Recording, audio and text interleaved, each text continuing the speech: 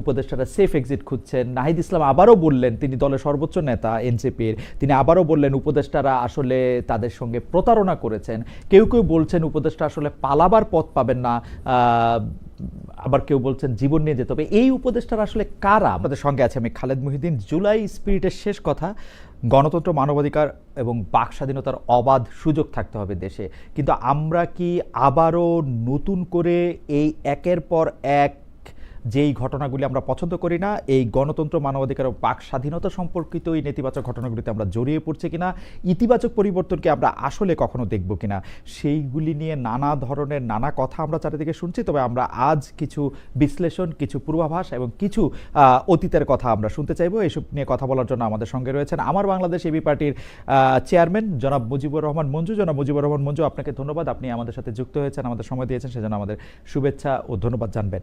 এবং আমাদের সাথে আরও থাকছেন বিশিষ্ট গণমাধ্যম ব্যক্তিত্ব, রাজনৈতিক বিশ্লেষক, এবং আমি তাকে অর্থনীতির বিশ্লেষকও মনে করি, জনাব আব্দুল নূর তুষার, যিনি পেশায় একজন চিকিৎসক। তুষার ভাই, আপনাকেও আমাদের অনুষ্ঠানে স্বাগত জানাই, অনেক শুভেচ্ছা, ধন্যবাদ এবং কৃতজ্ঞতা, আপনি আমাদের সাথে যুক্ত হয়েছেন। অনেক ধন্যবাদ খালেদ। তুষার ভাই, আমরা একটা প্রশ্ন আপনাদের দুজনকেই করতে চাই, কিন্তু আমি মঞ্জু ভাইকে দিয়ে একটু শুরু করতে চাই এবং আপনার কাছ থেকে ওইটা একটু মন্তব্য শুনতে চাই। মঞ্জু ভাই, আপনি নিশ্চয়ই খেয়াল করেছেন যে উপদেষ্টাদের নিয়ে অনেক কথা হচ্ছে, মানে যারা মাহফুজ আলম আক্রান্ত হওয়ার পরে তাকে মৃত্যুর মুখে ঠেলে দেওয়া হচ্ছে বলে জনাব নাহিদ ইসলামের কথা, তারপরে আবার দলের মধ্যে থেকে এরকম কথা যে আসলে উপদেষ্টারা সেফ এক্সিট খুঁজছেন। নাহিদ ইসলাম আবারও বললেন, তিনি দলের সর্বোচ্চ নেতা এনসিপির, তিনি আবারও বললেন উপদেষ্টারা আসলে তাদের সঙ্গে প্রতারণা করেছেন। কেউ কেউ বলছেন উপদেষ্টা আসলে পালাবার পথ পাবেন না, আবার কেউ বলছেন জীবন নিয়ে যেতে হবে। এই উপদেষ্টারা আসলে কারা? মানে মঞ্জু ভাই, আপনিও এই উপদেষ্টা পরিষদ গঠনের সঙ্গে সরাসরি সম্পৃক্ত ছিলেন, যদি আমি একটু বলি আপনি জানা ছিল কাদের সাথে এই রকমটা ভাবা হচ্ছে যে যারা প্রতারণা করেছেন, যারা পালাবার পথ পাবেন না, জীবন নিয়ে পালাতে পারবেন না, যারা আরেকজন উপদেষ্টাকে আসলে এটা তৈরি করেন, এটা আসলে কারা বলে আপনার কাছে মনে হয় মঞ্জু ভাই? মানে আপনি এটা লক্ষ্য করেছেন কিনা? আমি তুষার ভাইয়ের কাছে এটা জানতে চাইবো, আগে একটু মঞ্জু ভাইয়ের কাছে একটু শুনি। জানা মঞ্জু ভাই। ধন্যবাদ খালেদ ভাই, ধন্যবাদ তুষার ভাইকেও শুভেচ্ছা, দর্শকদেরকেও। কথা হচ্ছে, যেহেতু আমরা জানি যে এখানে নাহিদ ইসলাম একটা কি রোলে আছেন, এবং যখন উপদেষ্টা পরিষদ গঠন হচ্ছিল আমরা দেখলাম যে ঘোষণা দেয়া, কখন কি হচ্ছে, উনি মোট কথা বলা যায় যে উনি মুখ্য ভূমিকায় ছিলেন। সুতরাং এই কথাগুলোর ব্যাখ্যা যতক্ষণ পর্যন্ত উনি নিজে না দিবেন ততক্ষণ পর্যন্ত কিন্তু বিষয়টা আমাদের কাছে স্পষ্ট হবে না। আমরা যদি দেখি কিভাবে উপদেষ্টা পরিষদ গঠিত হয়েছিল, একটা কথা আপনারাও জানেন সবাই, এবং এটা কম বেশি সব জায়গায় এসেছে, যে ক্যান্টনমেন্ট থেকে যখন রাজনৈতিক নেতারা সহ সবাই যখন বঙ্গভবনে গিয়েছিলেন, সেখানে ছাত্রদের সাথে সেনা প্রধান সহ তাদের একটা আলোচনা হয়েছে, এবং সেই আলোচনায় আপনার সেখানে কথা ছিল যে কে প্রধান উপদেষ্টা হবেন। এবং নাহিদ ইসলাম কিন্তু বলেছেন যে 4 তারিখ থেকেই তারা কিন্তু ডক্টর ইউনূসের সাথে আলোচনাটা শুরু করেছেন, এবং সেখানে অসমর্থিত সূত্রে বলা হচ্ছিল যে সেনা প্রধান সেখানে বলেছেন যে ডক্টর ইউনূসের ব্যাপারে কি কি হতে পারে, যে ওনার যেহেতু কনভিকশন আছে বা উনি আগ্রহী না, এ ধরনের কিছু আলাপ ছিল।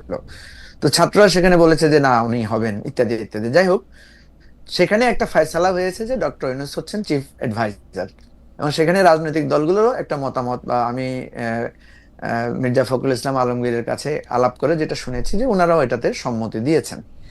দ্বিতীয়ত আরেকটা সোর্স আমি জানি, সেটা হচ্ছে মির্জা ফখরুল ইসলাম আলমগীরের বাসায় ওনারা ছাত্ররা গিয়েছিল, সেখানে মাহফুজ আলম ছিল, নাহিদ ইসলাম ছিল সহ এরা 5-7 জন ছিল।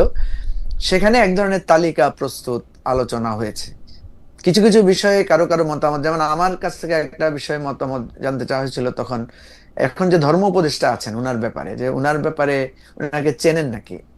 তার মধ্যে হ্যাঁ, ওনাকে আমি চিনি, উনি মোটামুটি খারাপ না, ওনার সম্পর্কে সকল ইসলামিক বিভিন্ন মানে স্কুল অফ থটের যারা আছে সবার মধ্যে ওনার একটা গ্রহণযোগ্যতা আছে, উনি হতে পারে। আর বাকি যেগুলো, এগুলো তো কম বেশি আমরা সবাই চিনি। আমি যতটুকু জানি যে এই তালিকার বাইরে প্রফেসর ইউনূসের ইচ্ছায় বা ওনার সুপারিশে বা ওনার রিকমেন্ডেশনে হয়তো আরো নতুন করে 2-3 জন যোগ হয়েছে। এবং প্রথম দিকে আপনার আমাদের যে ওয়াহিদুদ্দিন মাহমুদ, উনি অনাগ্রহ দেখিয়েছেন, বা উনি বলেছেন যে না, আমি এটাতে যুক্ত হতে চাই না।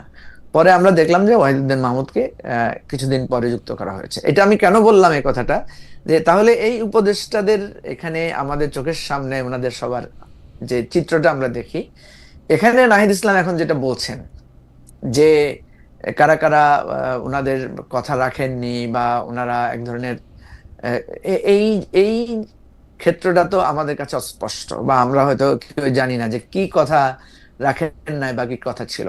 তবে একটা কথা এখানে আছে, আমরা যদি এখানে দেখি যে বেশ কয়েকজন উপদেষ্টা ছাড়া কিছু কিছু উপদেষ্টা আছেন যাদেরকে হয়তো আমরা দেখব যে আমাদের জুলাই অভ্যুত্থান অথবা আমরা যে 15 বছর ধরে সংগ্রাম করেছি সে সমস্ত ক্ষেত্রে হয়তো ওনাদের অত বেশি ভূমিকা, স্পষ্ট ভূমিকা হয়তো কারো কারো ছিল, কারো কারো ছিল না, ইত্যাদি বিষয় থাকে। এখন যেই কথাটা খালেদ ভাই আপনি রেফার করেছেন যে পালাবার পথ পাবে না, বা কেউ কেউ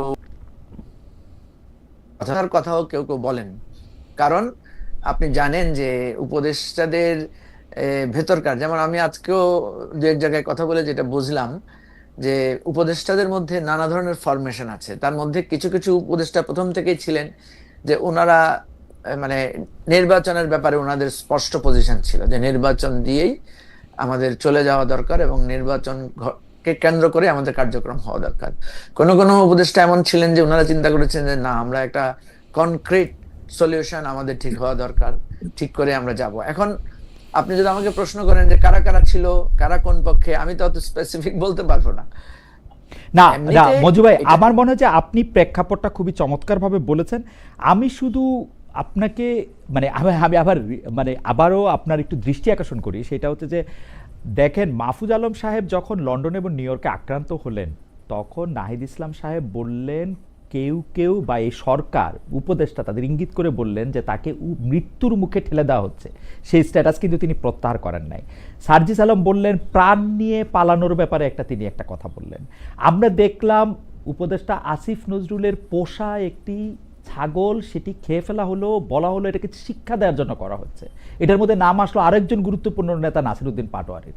আমরা দেখলাম যে সামান্তা শারমিন আরও একজন গুরুত্বপূর্ণ নেতা, তিনি বললেন যে এই সব কিছু কিন্তু ফাঁস করা হবে যুগান্তর পত্রিকায়। সেফ এক্সিট নিয়ে কথা হচ্ছে বারবার। এইখানে কোন উপদেষ্টাদের কথা আসলে ইঙ্গিত করা হচ্ছে? এই উপদেষ্টাদের মধ্যে এই 2 দল 3 দল, আপনিও ফরমেশনের কথা বললেন, আপনার কি মনে হয় যে কারা কোন পক্ষে? যেমন আমি কিন্তু খেয়াল করি, আমি তুষার ভাইয়ের কাছ থেকে ওটা জানতে চাইবো। এখন তুষার ভাই হচ্ছে ঠোঁটকাটা মানুষ, উনি কথা বলতে পছন্দ করেন, সেজন্য আমি পরে মানে স্পষ্ট কথা বলতে পছন্দ করেন, সেজন্য কিন্তু আমি মিলাইতে পারতেছি না। কিন্তু কারণ হচ্ছে যে ডক্টর মোহাম্মদ ইউনূস প্রথম থেকে বলছেন যে স্টুডেন্টরা ওনাকে চাকরি দিচ্ছেন, যারা উপদেষ্টা ছিলেন তারা এই নাহিদ কয়েকদিন আগে পর্যন্ত নাহিদ সাহেব উপদেষ্টা ছিলেন, মাহফুজ সাহেব এখনো আছেন, আসিফ মোহাম্মদ সজীব এখনো আছেন, এবং আমরা কিন্তু দেখি যে এই সরকারকে কম বেশি তারা পরিচালনা করেন। 2টা টিভির লাইসেন্স তাদের দলের লোকরাই পাইছেন। মানে কোথায় এত ক্ষোভ, কেন এত ক্ষোভ, এবং কোন জায়গায় এটা বোঝা যাচ্ছে কিনা, মানে কারা তাদের টার্গেটে বা কারা তাকে হতাশ করেছে? খালেদ ভাই, আমি তো একজন রাজনৈতিক কর্মী। জি তুষার ভাই যেভাবে বলতে পারবে আমি হয়তো সেভাবে বলতে পারবো না, জি বা আমি বলবো না তা না। আমি যতটুকু জানি বা যতটুকু বুঝি জি আমার দৃষ্টিকোণ থেকে হয়তো আমি বলবো। আমি আপনাকে বলি যে একটা জিনিস আমরা যেটা দেখেছি সেটা হচ্ছে, আপনার মনে থাকার কথা যে প্রথম বঙ্গভবনে ছাত্রদেরকে নিয়ে যাওয়া নিয়ে একটা কনফিউশন ছিল যে কারা যেন সেখানে প্রতিনিধি আকারে গিয়ে উপস্থিত হয়েছিলেন। সেটার জন্য আপনার আসিফ নজরুলকে এক ধরনের প্রশ্ন করা হয় বা প্রশ্নবিদ্ধ করার চেষ্টা করা হয়েছিল, জোনায়েদ সাকিকে এক ধরনের প্রশ্নবিদ্ধ করার চেষ্টা করা হয়েছিল। এনিওয়ে, আমরা প্রাথমিকভাবে যেটা দেখি যে এখানে একটা কি রোল প্লে করেছেন ডক্টর আসিফ নজরুল, ঠিক আছে। তারপরে আপনার রেজওয়ানা আপা একটা কি রোল প্লে করেছেন শুরুর দিকে। এখন আমরা যদি দেখি যে ছাত্রদের সাথে কোঅর্ডিনেশনে কারা খুব বেশি ওতপ্রোতভাবে জড়িত, এখানে একটা অংশ আছে যারা ছাত্রদের সাথে কোঅর্ডিনেশনে খুব ওতপ্রোতভাবে জড়িত, আরেকটা অংশ আছে তারা হয়তো সেভাবে জড়িত না।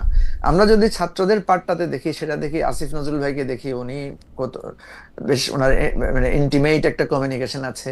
রেজওয়ানা আপাকে দেখি, ওনার একটা ইন্টিমেট কোঅর্ডিনেশন আছে। আদিলুর রহমান খানকে দেখি, একটা কোঅর্ডিনেশন আছে। আর সেখানে ওনারা কি একদল? জনাব ওনারা কি একদল? আসিফ নজরুল না, সাহেব, একদল না। আমি রেজওয়ানা আপা? দেখছি যে ওনাদের এক ধরনের ছাত্রদের সাথে ওনাদের একটা কোঅর্ডিনেশন আছে। ওকে। এবং মানে অ্যাপারেন্টলি তো আপনার আসিফ মাহমুদ ভুঁইয়া এবং মাহফুজ আলম তো আছেই। হুম এর বাইরে যারা ধরেন আমরা যদি সিনিয়র মিনিস্টারদের মধ্যে ধরি, সিনিয়র অ্যাডভাইজারদের মধ্যে ধরি, তাহলে দেখবো ওয়াহিদুদ্দিন মাহমুদ বা সালেউদ্দিন ওনাদেরকে মোর আমরা দেখি focus on their ministry and এই ধরনের ইস্যুগুলোতে। হুম। এবং এখানে আপনি কিছু কিছু কিছু কিছু অ্যাডভাইজার দেখবেন যে তারা শুধুমাত্র তাদের কার্যক্রমের বাইরে খুব বেশি কার্যক্রমে তারা ইনভলভ না। ওকে। এখন প্রশ্ন হচ্ছে এরকম একটা সরকারে খুব যে একটা কোঅর্ডিনেশন হবে, খুব যে একটা মিলমিশ থাকবে, এটা তো হওয়ার কথা না। কারণ এরা কোনো একটা নির্দিষ্ট দল বা নির্দিষ্ট কোনো একটা জায়গা থেকে যে আসছেন বিষয়টা এমন না। এটা নানা বিবেচনায় নানা জন এখানে যুক্ত হয়েছেন। কারো তাদের অভিজ্ঞতার কারণে যুক্ত হয়েছেন, কেউ আন্দোলনে ভূমিকার কারণে যুক্ত হয়েছেন, কেউ কেউ তাদের, যেমন ধরুন সালেউদ্দিন সাহেব, ওনার ওই অর্থ মন্ত্রণালয় একটা বিশেষ ওনার এক্সপার্টাইজ আছে বলে উনি এটাতে যুক্ত হয়েছেন। এইভাবে নানা বিবেচনার এখানে একটা টিম তৈরি হয়েছে।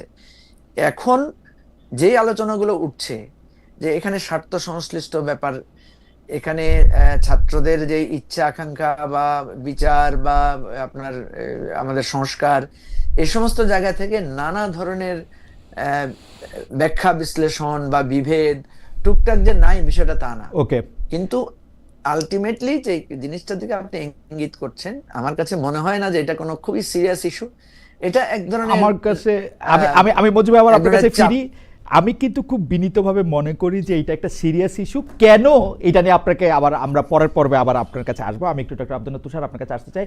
মঞ্জু ভাই মোটামুটি একটা পাঠাতন আমাদেরকে দেখালেন যে কোন কোন উপদেষ্টার সাথে, যেমন উনি আসিফ নজরুল, সৈয়দ রেজানা হাসান, আদিলুর রহমান খান, ইনাদের কথা বলেছেন, যাদের সঙ্গে আসিফ মোহাম্মদ, মাহফুজ আলম এবং নাহিদ ইসলামের একটা সরাসরি সম্পর্ক রয়েছে, এবং তারা সামনেও আসছেন সরকারের বিভিন্ন বিষয় নিয়ে। কিন্তু সালাউদ্দিন আহমেদ, ওয়াহিদুদ্দিন আহমেদ মাহমুদ, তারা কিন্তু আসলে তাদের নিজস্ব মন্ত্রণালয় নিয়ে আসলে অনেক বেশি ব্যস্ত থাকতেছেন। জনাব ফাউজুল করিম খানের কথাও এরকম বলা যায় হচ্ছে, আর ধর্ম উপদেষ্টার কথা বলতেছিলেন, তাদের কথাও। আমি একটু তুষার ভাই আপনার বিশ্লেষণ শুনবো যে উপদেষ্টারা এবং ছাত্র নেতারা কিভাবে উই আর দে বা পরস্পর মুখোমুখি হলো, বা মানে তাদের মধ্যেকার হিসাব নিকাশটা কি? পরস্পর মুখোমুখি হওয়ার আগে এই কথাটা বিবেচনা করতে হবে যে কিছু উপদেষ্টা তো অ্যাক্টিভিস্ট ছিলেন, যেমন রেজওয়ানা হাসান পরিবেশ নিয়ে আন্দোলন করতেন, আসিফ নজরুল প্রচুর টকশোতে যেতেন এবং নানান ধরনের কথাবার্তা বলতেন, কখনো ডানে, কখনো বামে, কখনো মাঝখানে। আদিলুর রহমান খান মানবাধিকার নিয়ে কাজ করতেন। এরকম যারা অ্যাক্টিভিস্ট, তাদের সঙ্গে বিভিন্ন শ্রেণী, পেশা এবং বয়সের লোকের যুক্ততা থাকে। আসিফ নজরুল একই সঙ্গে শিক্ষক ছিলেন, ফলে তার ছাত্রছাত্রীরা আছেন, ফলে তাদের যে কানেকশন হবে তরুণদের সাথে, সে একই কানেকশন সালেউদ্দিন আহমেদ অথবা ওয়াহিদুদ্দিন মাহমুদ অথবা ধর্ম উপদেষ্টা অথবা যিনি আছেন আরেকজন জ্বালানি উপদেষ্টা ফাউজুল করিম খান, জি হ্যাঁ, বা ফাজুল কবির, তাদের হবে না। কারণ তারা এমন এমন পদে ছিলেন যেসব পদে বা যেসব অফিসে ঢুকতে গেলে প্রচুর নিরাপত্তা এবং অনেক কিছু কাঠখড় পেরিয়ে বা পুড়িয়ে তাদের সঙ্গে দেখা করতে হয়। তো এই কারণে আমি মনে করি যে কিছু উপদেষ্টা ছাত্র বন্ধু, আর কিছু উপদেষ্টা আমলা বন্ধু, কিছু উপদেষ্টা প্রশাসন বন্ধু, আর কিছু উপদেষ্টা ডক্টর ইউনূস বন্ধু। তো এইভাবে আসলে এই পুরো উপদেষ্টা পরিষদটা তৈরি হয়েছিল। এবং যে কথা ডক্টর ইউনূসও বলেছেন যে তিনি হাতের কাছে যাদেরকে পেয়েছেন তাদেরকে নিয়েছেন, এই কথা কিন্তু তিনি বলেছিলেন আমার যতদূর মনে পড়ে। ফলে উপদেষ্টা পরিষদ তৈরি করার সময় এটার মধ্যে এক ধরনের দুর্বলতা ছিল। আপনি হাতের কাছে যাকে পাবেন তাকে নেবেন, নাকি যে সবচেয়ে উপযুক্ত তাকে নেবেন? এই জায়গাটা আসলে প্রথম প্রশ্ন। দ্বিতীয় প্রশ্ন হচ্ছে এই মুখোমুখি দাঁড়ানোর জায়গাটা তৈরি হয়েছে কোথায়? ছাত্রদেরকে যখন বলা হয়েছে তারা নিয়োগকর্তা, তখন তাদের মধ্যে এক ধরনের নিয়োগকর্তার যে অ্যাটিটিউড বা অভিব্যক্তি, সেটা তৈরি হয়েছে। ছাত্ররা ভাবতে শুরু করেছে যে এদেরকে আমরা বসিয়েছি, এদেরকে আমরা চাকরি দিয়েছি। কিন্তু এদেরকে আসলে ছাত্ররা বসান নাই। আন্দোলনের মাধ্যমে ছাত্র জনতা, কৃষক, শ্রমিক যারাই আছেন সকলে মিলে তাদেরকে ওই জায়গাতে বসানোর যে ব্যবস্থা সেটা করেছেন। যখন তাদেরকে কৃতিত্বটা দিয়ে দেওয়া হয়েছে, তখন তারা নানা ধরনের টার্মস ডিকটেট করতে শুরু করেছেন, অর্থাৎ তারা তাদের শর্ত দিতে শুরু করেছেন এবং আশা করতে শুরু করেছেন তারা যা বলবে সেটা এই উপদেষ্টা মণ্ডলী শুনবে। এখানে কিছু উপদেষ্টার কথা আমি বললাম যারা অ্যাক্টিভিস্ট, আর কিছু উপদেষ্টা কিন্তু আছেন যারা সরাসরি ছাত্রই, যেমন নাহিদ নিজে উপদেষ্টা ছিলেন, আসিফ আছেন, মাহফুজ আছেন। এরা কিন্তু ছাত্র বা এই কিছুদিন হলো ছাত্রত্ব শেষ করেছেন। ফলে উপদেষ্টা মণ্ডলীর প্রায় অর্ধেকের কাছাকাছি বা তার একটু কম এদের সঙ্গে তাদের সরাসরি যোগাযোগ আছে। আর আরেক দল আছেন যাদেরকে তারা আগেও স্যার বলতেন, এখনো হয়তো স্যারই বলেন। তো এইরকম যে কারণে মুখোমুখি গিয়েছেন তারা কেন? কারণ তারা নানা ধরনের আবদার করতে শুরু করেছেন। একে নিষিদ্ধ করে দেন, আমাদেরকে নিরাপত্তা দেন, অমুককে ছেড়ে দেন, তমুককে ধরেন। আমরা যেটা চাচ্ছি সেটা হতে হবে, অমুককে ওই মন্ত্রণালয় দেন, তমুককে সরিয়ে দেন, এবং একই সঙ্গে এইটা বানান, ওইটা বানান, সেইটা বানান, এবং আমাদেরকে শাপলা দেন, শাপলা দেন, শাপলা দেন। এখন আমি লক্ষ্য করলাম আপনার এই যে ওয়েবসাইট, সেখানে কিছু লোক লিখেই যাচ্ছেন এনসিপি, এনসিপি, এনসিপি, এনসিপি, ওরকম তারাও জব করছেন, শাপলা, শাপলা, শাপলা, শাপলা, শাপলা। এখন এই শাপলা শাপলা করবেন যে, শাপলা ছাড়া ভোটে জিতার কি আর কোনো মার্কা নাই? শাপলা না পেলে তারা জিতবেন না, শাপলাই তাদের পরিচয়। শাপলা নিয়ে তারা যে এত হুজ্জত করছেন, এই সবকিছুর কারণ হচ্ছে তারা মনে করেন তারা যা চাইবেন সেটাই তারা পাবেন। এবং কম বয়সী হলে যেটা হয় যে আপনি যা চাইলেন সেটা যদি আপনি না পান, তখন কিন্তু আপনি এক ধরনের ট্যান্ট্রাম করতে শুরু করেন, মানে আপনি এক ধরনের আবদার, হইচই, না ভাত তুষার ভাই, খাবো না। এখানে একটা ছোট ভালো। একটু যদি জিজ্ঞেস করি যে শাপলাটা দিয়ে দিলে অসুবিধা কি, নাকি এটা দিয়ে দেওয়া হবে শেষ পর্যন্ত? এবং শাপলা মানে শাপলাটা দিয়ে দিলে, মানে আমি শাপলাটা এখন দিয়ে দিলে পর্যন্ত কি কোনো অসুবিধা দেখতে অসুবিধা? পাচ্ছি না। ওরা আমি আপনার বক্তব্যের সাথে একমত, ওনারা কেন না। এত শাপলা চাইতেছেন সেটাও বুঝতে পারতেছি না, দিতেওছে না কেন এটাও বুঝতেছি না। একটা অসুবিধা আছে, শাপলার মার্কাটা এরকম যে এটা আপনি যদি পয়সা উল্টান দেখবেন পয়সার উল্টা দিকে আছে। থাকলো আপনি যদি পুলিশের মার্কা দেখেন, না অবশ্যই আছে। আপনি নিশ্চয়ই জানেন যে ভিজুয়াল সিম্বলিজমের গুরুত্ব কি। কিছুদিন আগে রবার্ট ল্যাংডনের একটি নতুন উপন্যাস, নায়ক আর কি, দাভিঞ্চি কোড, যেটা জি ডাভিঞ্চি কোডের লেখক, জি হ্যাঁ দাভিঞ্চি কোড যে সিকুয়েলি আর কি, জি। সেখানে রবার্ট ল্যাংডন হচ্ছেন নায়ক। সেই নায়ক হচ্ছেন কি করেন, সিম্বলিজম বিবেচনা করেন। শাপলা একটা সিম্বল, যেমন ধানের শীষ একটা সিম্বল। এখন যে ধানের শীষ নির্বাচন কমিশনের প্রতীক, সেই ধানের শীষ কিন্তু আমাদের কোন জাতীয় প্রতীকের মধ্যে নাই, এইভাবে এক ছড়া ধানের শীষ। কিংবা ধরেন যে নৌকার প্রতীক, সেই নৌকা কিন্তু আমাদের কোন জাতীয় প্রতীকের ভিতরে নাই, পয়সার মধ্যে নাই। কিন্তু শাপলা কিন্তু আমাদের ভিন্ন ভিন্ন জায়গায় আছে। অর্থাৎ আপনি একটা দলকে সিম্বলিজমের সুবিধা দিচ্ছেন, ইট ইজ এ বায়াস। এবং এই সিম্বলিক বায়াস এটা আপনি করতে পারেন না। তাহলে যেটা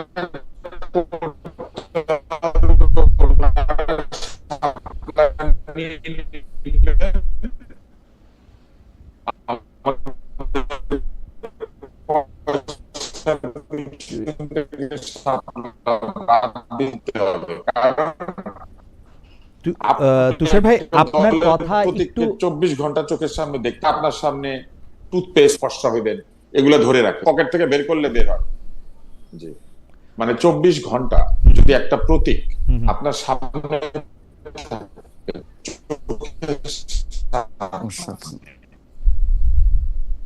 তাহলে কিন্তু আপনি এক্সট্রা অ্যাডভান্টেজ পাচ্ছেন।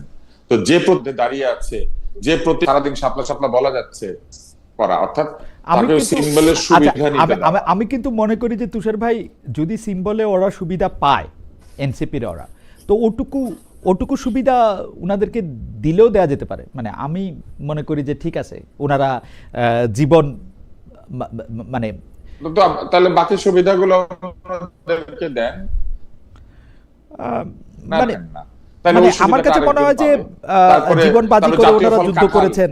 জাতীয় ফল কাঁঠাল, হ্যাঁ, জাতীয় ফল কাঁঠাল কেউ চাইলে নিশ্চয়ই পাইতেও পারে। আপনি যেসব যুক্ত, না আপনি না, এখন কাঁঠাল কিন্তু আছে, আপনি কাঁঠাল কিন্তু আছে। হ্যাঁ হ্যাঁ আছে তো, কিন্তু সেই কাঁঠাল তো পয়সার মধ্যে নাই। সেই কাঁঠাল তো জায়গায় জায়গায় ছবি বানিয়ে আমরা রাখি নাই। বাংলাদেশে তো কোনো কাঁঠালের ভাস্কর্য নাই, কিন্তু দোয়েলের ভাস্কর্য আছে একটা ইউনিভার্সিটি মোড়ে। হ্যাঁ, তো এবং দোয়েল 2 টাকার নোটের মধ্যে ছিল। তো এরকম প্রতীক যেটা চোখের সামনে থাকে, যেই প্রতীকের সুবিধা কেউ পেতে পারে, তাকে আলাদা করে প্রতীক চিনাতে হয় না। এরকম প্রতীক কাউকে না দেওয়াই ভালো আমার কাছে মনে হয়। ফলে নির্বাচন কমিশন কেন দিচ্ছেন না, এটা তার ব্যাপার। আর খালেদ, আপনি যেসব যুক্তি দিচ্ছেন এগুলা খুবই অদ্ভুত যুক্তি আছে আর কি। যদি তারা যুদ্ধ করেছেন বলে প্রতীক পান, তাহলে মুক্তিযোদ্ধারা যুদ্ধ করেছে কোটা পাবে না কেন? আপনার যুক্তি কিন্তু ওই দিকে যাচ্ছে। তো মানে এই যুক্তিটা সঠিক যুক্তি না। কেউ যুদ্ধ করেছে সুবিধা পাওয়ার জন্য না, কেউ যুদ্ধ করেছে জনগণের জন্য সুবিধা এনে দেওয়ার জন্য। তারা যুদ্ধ করেছেন জনগণের জন্য, সুবিধা তারা চান কেন? এইটা তো বিবেচনায় নিতে হবে। ফলে আমার কাছে মনে হয়েছে যে আজকে যে উপদেষ্টা মন্ডলীকে তারা কথা বলছেন, সেখানে আরো কিছু সমস্যা আছে। যেমন তারা বারবার উপদেষ্টা মন্ডলীকে বলছেন সেফ এক্সিট হবে, অনারেবল এক্সিট। সেফ এক্সিট মানে কি?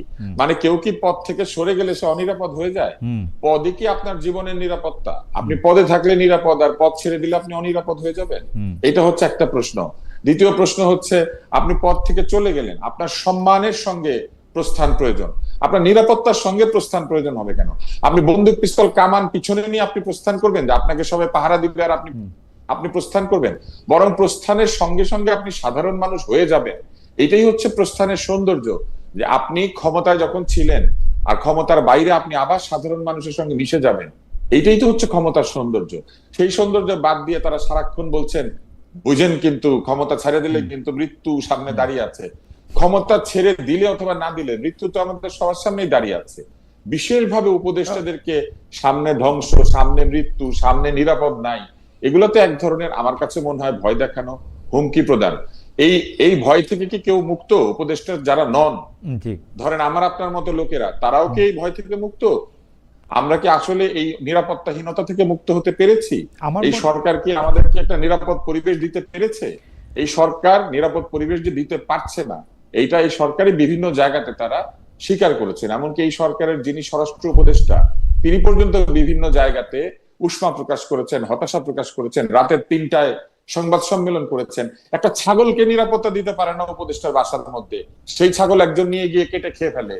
তাহলে একটা ছাগলের নিরাপত্তা নাই যে দেশে, উপদেষ্টার বাসার ছাগল নিরাপদ না, তাহলে রাস্তায় যে ছাগলগুলি ঘুরে বেড়াচ্ছে, না, কিন্তু রাস্তায় ছাগলের কিন্তু নিরাপত্তা আছে? খুবই আমার কাছে খুবই মজার ব্যাপার লেগেছে। আমি দর্শকদের মধ্যে থেকে কয়েকটা অংশ এটা বলি যে জনাব নাসিরউদ্দিন পাটোয়ারি আমার অনুষ্ঠানে এসেছিলেন গত সপ্তাহে এই বিষয় নিয়ে প্রশ্ন করার ক্ষেত্রে তিনি আমাকে সরাসরি বলেছেন যে এইটা আসলে উপদেষ্টা আসিফ নজরুলকে একটা শিক্ষা দেওয়ার মতো করেই এটা আসলে করা হয়েছে।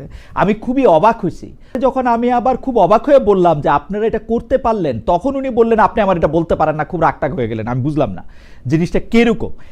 কিন্তু দর্শকদের মধ্যে অনেকেই বলতেছেন আপনার মধ্যে যে টাকার মধ্যে কি ধানের শীষ নাই তুষার ভাই, আপনি যে পয়সার মধ্যে এই ধানের শীষ, প্রতীক ধানের শীষ না, প্রতীক যে ধানের শীষটা সেটা আছে না, কিন্তু নামও তো একটা পুরা ব্যাপার, তাই না? ভাবকে লিপ্ত হতে চাই না, সত্যি কথা। শোনেন খালেদ, আর আরেকজন দর্শক বলেছেন, যারা আমি শুধু মন্তব্যগুলো, আরেকজন দর্শক বলেছেন যে ডক্টর শাহদিন মালিক দেখিয়েছেন এই প্রতীক বা এই শাপলাটির কথা যেহেতু সংবিধানে বাংলাদেশের প্রতীক হিসেবে আছে, সেটি সেই জন্য এটি প্রতীক হতে পারে না, এটি একজন বলেছেন আর কি। এই দুই রকম মন্তব্য আছে। মানে শাহদিন মালিক, হ্যাঁ আমি আসলে কথার মাঝখানে খেয়ে হারিয়ে ফেলি যদি আপনি ইন্টারাপ্ট করেন। শাহদিন মালিকের প্রসঙ্গে আসার আগে আমি ছাগল প্রসঙ্গে থাকি। ছাগল যিনি চুরি করেছেন তিনি শিক্ষা দেওয়ার জন্য ছাগল মারেন।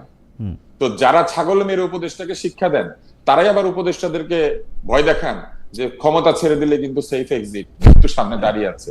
তো ছাগল মারা লোকজনই এরকম চিন্তা করতে পারে, ছাগল চুরি করা লোকজনই এরকম চিন্তা করতে পারে। অতএব এই নিয়ে আমি আর পরবর্তী কথায় যেতে চাই না। কাউকে না বলে কোনো কিছু নিতে নিষেধ করা হয়েছে, এইটা আদর্শ লিপিতে যেরকম আছে বিদ্যাসাগরের, এটা আমাদের ধর্মগ্রন্থ কোরআনেও আছে। আর এক ছাগল নিলাম, কালো ছাগল নিয়ে লাল ছাগল দিলাম, লাল ছাগল নিয়ে কালো ছাগল দিলাম, এইটা কিন্তু কোনো সমাধান না।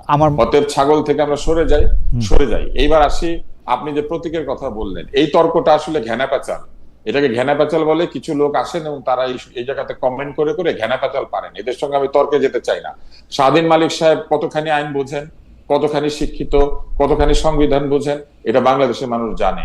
অতএব আপনারা তার সঙ্গে গিয়ে তর্ক করেন যে উনি কেন বললেন যে শাপলা দেওয়াটা ঠিক হবে না। আর যে ধানের শীষ, যে ধরনের ছবি, সেই ধানের শীষ টাকাতে নাই। যে প্রতীক হিসেবে যে চেহারা, সেটা টাকাতেও নাই, সেটা পয়সাতেও নাই। অতএব এইগুলা এই ঘেনা পেঁচাল পাকতে হইলে আপনারা শাহদিন মালিকের সঙ্গে গিয়ে তর্ক করেন। আমারটা আমি বলেছি না। ডক্টর আব্দুল তুষার, আমি আমার জায়গা থেকে আসলে মানে শাপলা এনসিপি কে দিয়ে দেওয়ার ক্ষেত্রে প্রস্তাবটা এমন ছিল যে শাপলাও দিয়ে দেওয়া হোক, দেখা যাক শাপলা, তারপরে হচ্ছে যে আর যা যা যা যা কিছু পায়, তারপরে তা নিয়েও হয়তো তারা নির্বাচনে আসলে আসুক তারা নির্বাচন। ও খালেদ, জি মানে যদি এটা দিয়ে দেওয়ার ব্যাপারটা থাকে, তাহলে আমাকে আপনি বলেন যে রাজনৈতিক দল কি নিজে নিজে প্রতীক চুজ করে, নাকি রাজনৈতিক দল প্রতীকের জন্য আবেদন করে এবং সেই আবেদন করার পরে সে সেটা পাবে কি পাবে না, যে প্রতীকটা সে পাবে কি পাবে না, এইটা ডিসিশন দেওয়ার চূড়ান্ত ক্ষমতা কার? নির্বাচন কমিশনের। ওনারা আবেদন করেছেন, নির্বাচন কমিশন দেন নাই। এই জন্য কি আপনি নির্বাচন কমিশনকে হুমকি ধামকি দিতে পারেন? আপনি বলতে পারেন যেভাবে কথাগুলি বলা হচ্ছে, তাহলে আপনারা নির্বাচন কমিশনের কাছে নাই যান, নিজেরাই নিজেদের প্রতীক দিয়ে ব্যালট ছাপিয়ে নেন। নীলক্ষেতে ব্যালট ছাপিয়েছে না। আর তুষার ভাই, আসছি আবার আপনার কাছে, জনাব মুজিবুর রহমান মঞ্জুর কাছে একটু আসি। মঞ্জু ভাই, এইবারের প্রসঙ্গটা হচ্ছে যে বিশেষ করে বিবিসিতে জনাব তারেক রহমান সাক্ষাৎকার দেওয়ার পর এ কথা একদম স্পষ্ট যে বিএনপি ঘোষণা দিচ্ছে যে আওয়ামী লীগের দুঃশাসনের বা আওয়ামী লীগের সময় যারা অন্যায় করেছে তাদের বিচার করার ক্ষেত্রে তারা একরকম প্রখর দৃষ্টি রাখবে। জনাব তারেক রহমানের বক্তব্য এটা আমার পরিষ্কার যে তারা আসলে এটার ক্ষেত্রে কোনো ধরনের ছাড় দিবে বলে আমার মনে হয় না। তো সেই ক্ষেত্রে পাশাপাশি আরেকটা বিষয় আলোচনায় আসছে যে বিএনপি কি আসলে জোটে এবি পার্টি বা বিএনপি কোনো রাজনৈতিক দল করতেছে কিনা, বা কোনো একটা রাজনৈতিক কোনো একটা রাজনৈতিক জোট করতেছে কিনা, কোনো একটা রাজনৈতিক জোট আসলে জামায়াতের নেতৃত্বে হচ্ছে কিনা। এই ক্ষেত্রে এবি পার্টির আমাদের দর্শকদের মধ্যে অনেকেই এইটা বলতেছেন যে এবি পার্টির একলা আসলে কতগুলি ভোট আছে, কিন্তু আমরা কিন্তু এটা জানি যে এবি পার্টি আসলে কিং মেকার হিসাবে একটা বড় ভূমিকা আছে। আমি একটু জানতে চাই যে এবি পার্টি এই ব্যাপারটা কি ভাবতেছে, আসলে রাজনৈতিক জোট জামায়াতের সঙ্গে, বিএনপির সঙ্গে, একক অন্যান্য কয়েকটা দল মিলে একটা এনসিপির সঙ্গে এবি পার্টির কোনো রকম কোনো আলোচনা হচ্ছে? আচ্ছা, আমি কি প্রতীকের ব্যাপারে কিছু বলতে পারবো? জি জি, প্লিজ প্লিজ প্লিজ প্লিজ, না আপনি সব বিষয়ে বলেন মঞ্জু ভাই, কোনো অসুবিধা নেই। আচ্ছা, এরপরে আপনি যে ইস্যুটা বলেছেন যদি আমি ধরতে না পারি একটু মনে করিয়ে দিই। জি জি জি। প্রতীকে আমরা যেহেতু আমরাও নিবন্ধন পেয়েছি আপনার এক বছর আগে, তো আমরা যেটা জানি যে নির্বাচনে যখন আমরা অ্যাপ্লাই করি তখন আমাদেরকে একটা প্রতীক দিতে হয়, 3টা প্রতীক দিতে হয়, যে 1 2 3 আমি এই 3টা প্রতীক চাই। এখন নির্বাচন কমিশন বলে যে আমাদের ওনাদের প্রায় 64টা একটা তালিকাভুক্ত প্রতীক আছে, তো ওনারা ওখানে বলেন যে আপনাকে এই 64টা থেকে একটা চুজ করতে হবে। আবার 64টার মধ্যে দেখা যাচ্ছে 50টা বা 52টা দলকে তো আগেই প্রতীক বরাদ্দ হয়ে গেছে, অলরেডি টেকেন। হ্যাঁ, সুতরাং আমার জন্য অপশন থাকছে, আমি যখন একটা নতুন দল, আমার জন্য অপশন থাকছে মাত্র 10টা বা 12টা। সেক্ষেত্রে কোন দল আউট অফ দি লিস্টও সে প্রতীক চাইতে পারে। আমরা কিন্তু চেয়েছিলাম, আমরা এখানে চাবি চেয়েছিলাম, হ্যাঁ, তো আমাদেরকে চাবি দেওয়া হয় নাই, বলা হয়েছে চাবি দেওয়া যাচ্ছে না, আর আপনারা যদি এর বাইরে কোনো প্রতীক চান তাইলে কিন্তু এটা আপনাদেরকে আলাদা করে আবেদন করতে হবে। তা আমরা যেটা দেখলাম যে এনসিপি যে তারা শাপলা চেয়েছে, শাপলা কিন্তু আমাদের এই 64টার মধ্যে নাই। হ্যাঁ, তো সুতরাং NCP out of the provision চাইতে পারে। এখন এটা হচ্ছে আমাদের পলিসির ব্যাপার। আমরা শাপলা আমাদের জাতীয় প্রতীক বা যেটা এতক্ষণ তুষার ভাই এত যুক্তি দিলেন, এটা আসলে এত লম্বা আলোচনার দরকার নাই। একটা হচ্ছে আমি আমার এই ধরনের আমার সিম্বল কিন্তু অনেক, যেমন আমাদের সিম্বল হচ্ছে ঈগল। ঈগল কিন্তু আমাদের এই যে বাংলাদেশ নৌবাহিনীরও সিম্বল আছে ঈগল। হ্যাঁ, আমরা বহু জায়গায় দেখি ঈগলের ছবি আছে।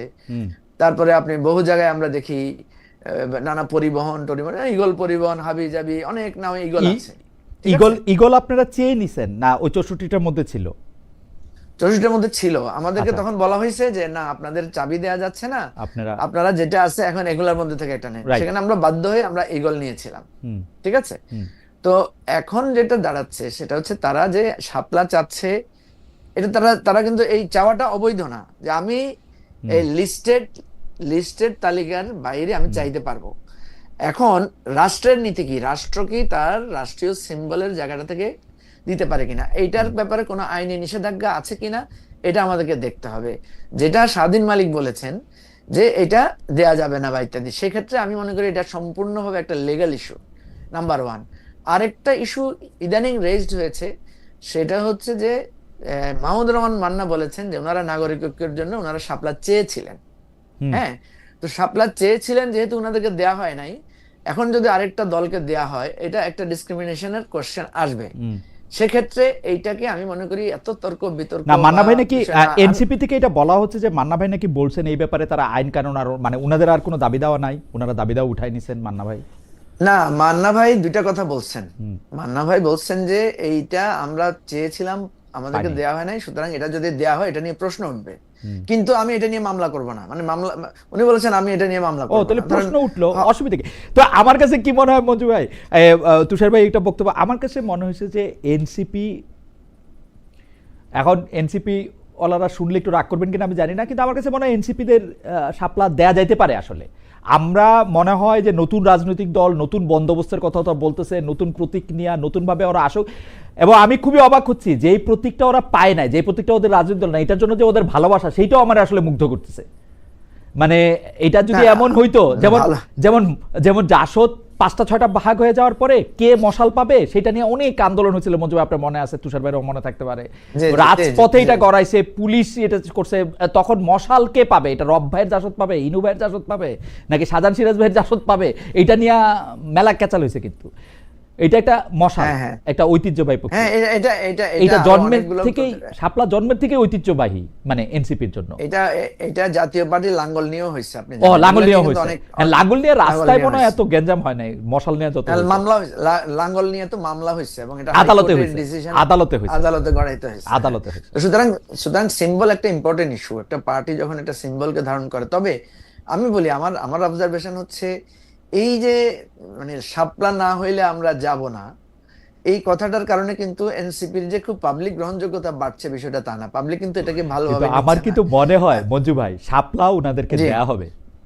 আমার মনে না, হয় নির্বাচন কমিশন শেষ আমা- মেয়াদে ওনাদেরকে শাপলা দিবে, আমার মনে হয়। না, এবং আমি তো ওনাদের আপনাকে সকল সেটাই- আন্দোলন এসে শাপলা এসে থামবে আর কি, আমার কাছে মনে হয়। খালেদ ভাই, আমি আপনাকে বলি, শাপলা দেয়ার ব্যাপারে যদি আইনি নিষেধাজ্ঞা না থাকে, এটা তো আমি তো আপনাকে বললাম, লিস্টের বাইরে কেউ সিম্বল চাইতে পারে, এটার যদি আইন বা সাংবিধানিক নিষেধাজ্ঞা বাধা যদি না থাকে, তাহলে দিতে তো আপনি পাইতে অসুবিধা কোথায়? আমি আপনার সাথে এই জায়গায় একমত। রাইট। বাট যেই ইস্যুটা রেজ করেছেন তুষার ভাই, এবং একই সাথে আমি যদি বলি স্বাধীন মালিকের যে প্রশ্নটা, এইটা যদি আইনি বিষয় হয় তাইলে তো এটা স্বাভাবিক, এটা তো আইনেও টিকবে না। না, সংবিধানই তো আমরা ফালাই দিব মঞ্জু ভাই। সংবিধান দিয়ে কি হবে? সংবিধানে শাপলা আছে না, ডক্টর স্বাধীন মালিক কি বলছে, এটা তো অত গুরুত্বপূর্ণ না। আইনে যদি না, মানে নির্বাচন কমিশন মনে করলে এটা দেওয়া উচিত। আমি মনে করি সংবিধান এগুলি মানুষের জন্যই সংবিধান, তো আর না, কি ঠিক আছে, অসুবিধা? ঠিক আছে। তাহলে আপনি এটা জোটের নিয়ে কথা, আমি তো- আপনি জোটের কথা বলেন মঞ্জু ভাই, আপনারা জোট করবেন আচ্ছা। কিনা? বিকজ যেহেতু আপনারা কিং মেকার, এখন জামাতের সঙ্গে যাবেন না বিএনপির সঙ্গে যাবেন, নাকি আলাদা জোট করবেন, কিভাবে এইটা রাজনৈতিক? কারণ প্রতিবার আপনার সঙ্গে কথা বলার পর অন্তত আমি একটা বুঝতে পারি যে বাংলাদেশের রাজনীতি কোন দিকে যাচ্ছে, অন্তত বুঝতে পারি বলে মনে করি আর কি। আচ্ছা খালেদ ভাই, আমি আপনাকে বলি, প্রথম হলো যে আমাদেরকে প্রচুর সমালোচনা, প্রচুর টিজ শুনতে হয়। ইভেন আপনি আমার ফেসবুক আইডিতেও গেলে দেখবেন বহুজনে বলে যে তোমাদের কয়টা ভোট আছে। হ্যাঁ, আমরা যারা নতুন রাজনৈতিক দল করি, ভাই আমার তো হঠাৎ করে ভোট থাকবে না।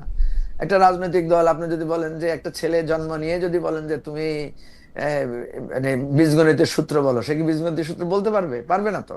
তা আমার রাজনৈতিক দল তো নতুন, আমার তো বেশি ভোট থাকবে না, এটাই তো স্বাভাবিক হওয়ার কথা, তাই না? আমরা তো একটা হাইব্রিড, মানে কিংস পার্টি না যে আমার জন্মই হবে সোনার চামচ মুখে নিয়ে। রাইট। সুতরাং যারা বলেন তোমার কয়টা ভোট আছে, আমি তাদেরকে স্যালিউট করি যে আপনি একটা ভ্যালিড কোশ্চেন তোলেন। আপনার এই ভ্যালিড কোশ্চেনের জন্য ধন্যবাদ। আমরা তো এটাই আমাদের ক্রেডিট যে আমাদের শূন্য ছিল, একসময় তো আমাদের দলের অস্তিত্বই ছিল না। সুতরাং আমার আজকে অল্প কয়টা ভোট থাকবে, কালকে আর একটু বেশি বাড়বে, এক সময় আমার ভোট বাড়বে, এটাই তো নিয়ম। আমি ভোট বেশি নিয়েই জন্ম নিব, এটা তো নিশ্চয়ই কোনো একটা অর্গানিক মানে জন্ম গ্রহণ প্রক্রিয়াও না। তো একটা কথা হচ্ছে, আমরা আমাদের দল জন্ম নিয়েছে, দলটা আস্তে আস্তে আমরা তৈরি করে সামনের দিকে আগাচ্ছি, এবং আমরা এই ইলেকশনে আপনাকে আমি বলছি যে আগামী 14 তারিখ আমরা কিন্তু আমাদের 100 নমিনির প্রাথমিক মানে একটা ঠিক করেছি, আমরা চূড়ান্ত করেছি, এটা আমরা ডিক্লেয়ার করব।